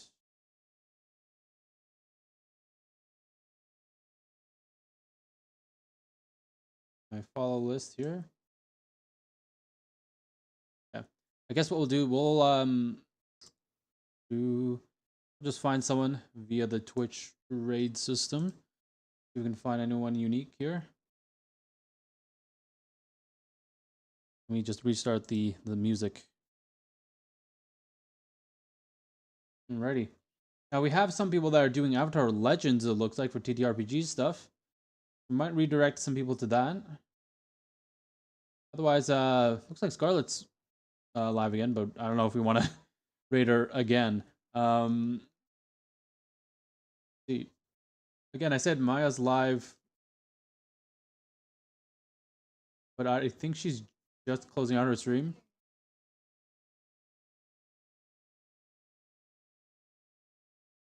Yeah, so I don't know if I want to raid her. It looks like she's about to end the stream any moment.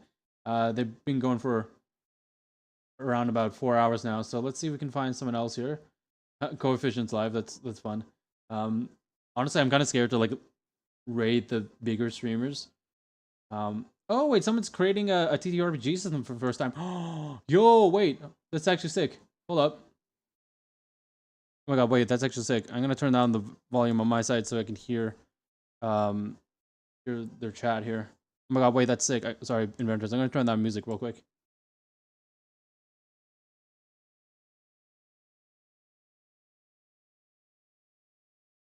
Oh my gosh, that's crazy. Hold up. Okay, we gotta raid this person. Let's go ahead and switch folks. Let's go raid Vixie. Vixie? Yeah, Vixie. Kroltalis, I think is the name. Gonna start the raid right now. Go check them out. They're building their own TTRPG system, kind of same as us. So yeah, very fun. But otherwise, inventors, I've been Wilson Goldfinch, your steampunk adventurer from the Sky City of Leviton. And we're gonna be streaming again tomorrow for some more Shadowverse Worlds Beyond. We're gonna be doing at 4 p.m. EDT. That's 1 or 12. It's 1, I think. Hold on, I'm just gonna check real quick before our raid timer counts down. That is 1 p.m. PDT or Pacific. And yeah. Go check that out if you guys are interested. We're gonna go through more story for Cohorty and do some ranked. We're gonna not stop the stream until we get to C0 or 1 or whatever it is. C0, I think. But yeah, otherwise, I've been Wilson Goldfinch, your steampunk adventurer from the Sky City of Leviton. Go check out this lovely VTuber who is doing some TTRPG design. And I'll see you guys tomorrow. As for next week, I don't really know too much about how the stream's gonna work out, so check out my Twitter. Linked everywhere. You can't miss it. But otherwise, I'll see you then. Alrighty. Signing off. Have a lovely rest of your day. Get some water, get some food, eat some yummies. Alright, bye-bye.